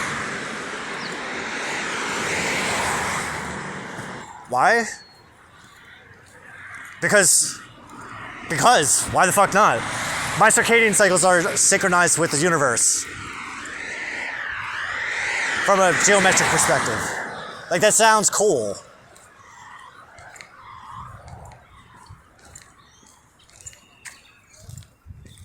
I work for God, and my circadian cycles are synchronized to the universe.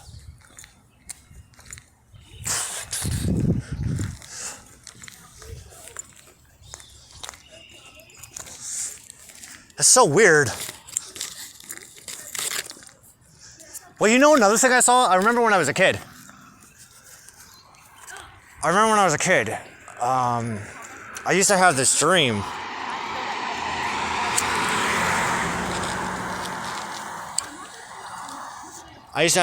That I was Pharaoh.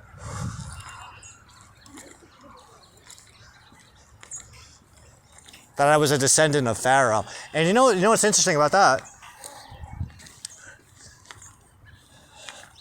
2 hours. Ephraim was supposed to be the Pharaoh. Well, I mean, his heir.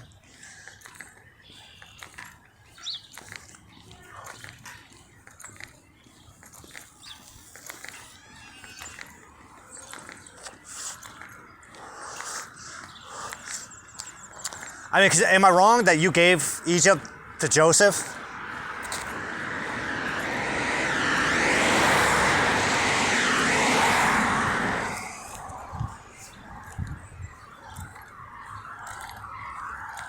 That's like Islam, isn't it?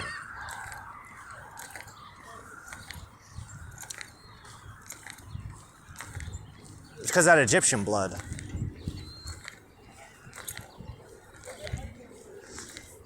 Because Ishmael's mom was the mother of, was the daughter of Pharaoh. And then Ephraim's mother was the daughter of the high priest, Potiphar.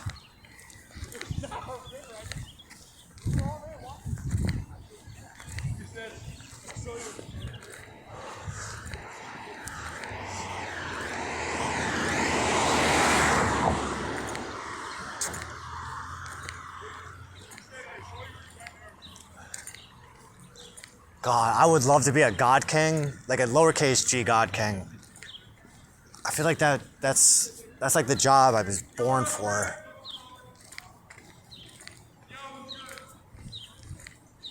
That's also why I'm so invested in Children of Dune.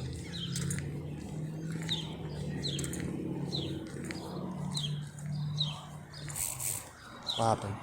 15%?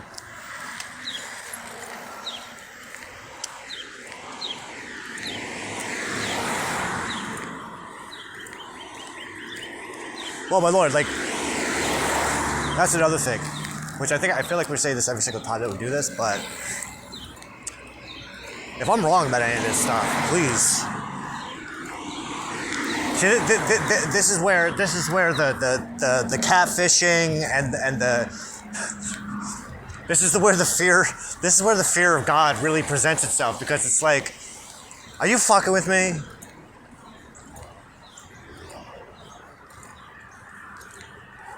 Because I feel, my lord, to be perfectly honest, I kind of feel like Aladdin. What's to put on the Aladdin soundtrack? Look at me, who is he, Alibaba?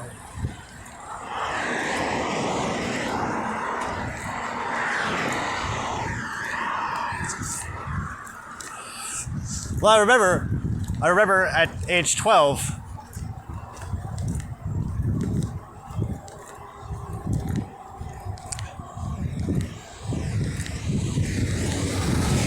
I had that fantasy of growing up to find out that I have some royal inheritance that I knew nothing about.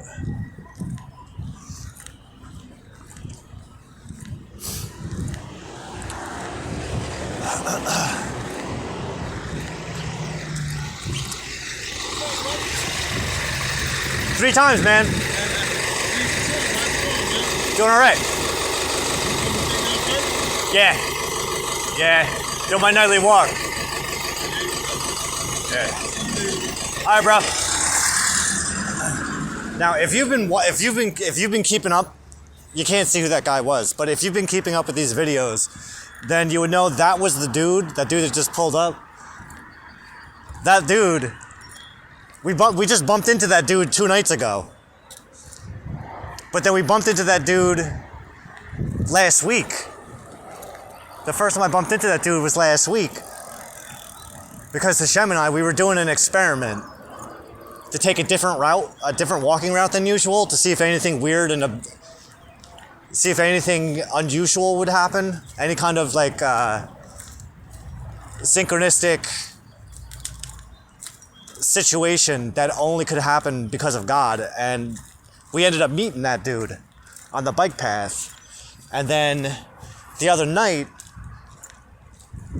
I was out recording at around like 10:30, maybe 11 o'clock. And again, we took this fucking weird route. And I ended up back on the bike path. And I see a dude sitting on a bench. And I'm like, right around where I met that guy. And I'm like, it can't be him. Not this late. But I walked up, it was fucking him.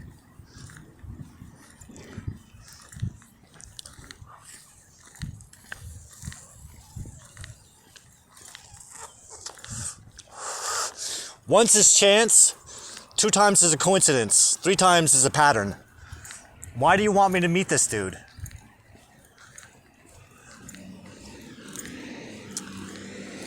The spontaneous. I'm being reminded of what we were just talking about with Aristotle.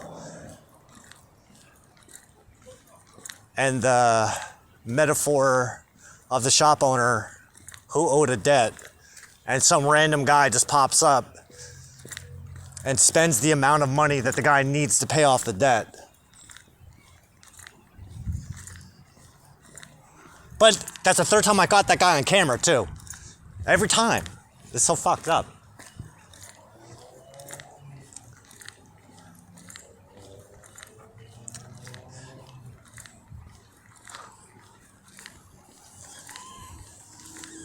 Well, we were having like a heavy... Well, I told him what I do. I told him that I work for God, that I study, practice, and teach Torah. So we got on a heavy conversation about God and life.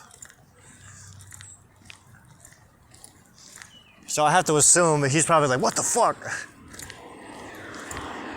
It's 3 times in 1 fucking week.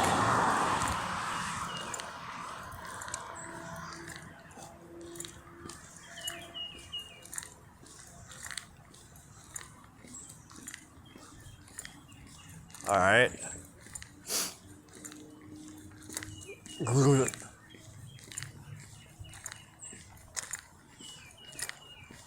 Did I write that down over the weekend? Did I write that down that we bumped into that dude?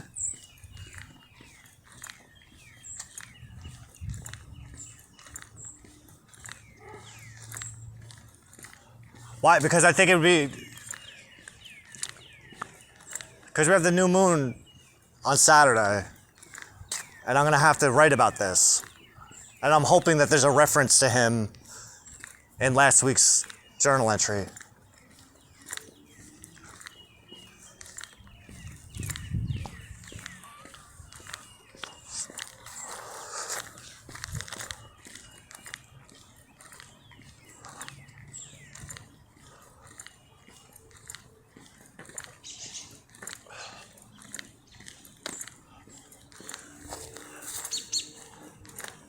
It's another one of those situations, like, if we left any earlier or later, I would have missed him. In all 3 situations. So all 3 situations, I was in the right place at the right time to bump into the right guy. So what does that mean? Let that be a sign that you're in the right place at the right time, always. Even if it doesn't seem that way.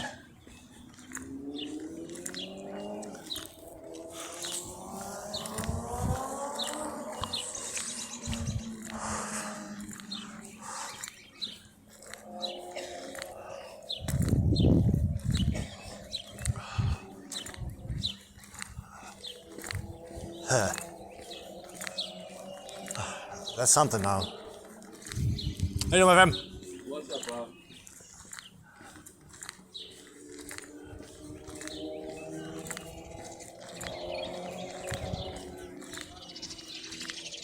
All right, so we're gonna assume. Do you want me to say that? We're going to assume that the guy's important in the future. His name is Jesse. Like the father of King David.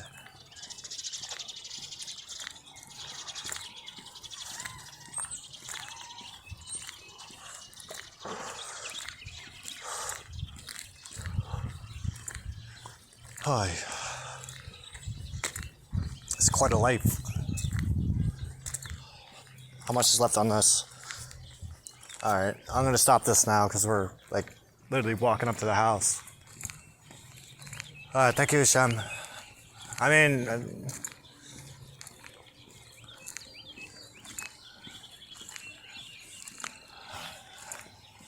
nice. That's kind of shook things up a little bit. I'm just kind of lost in thought now. All right.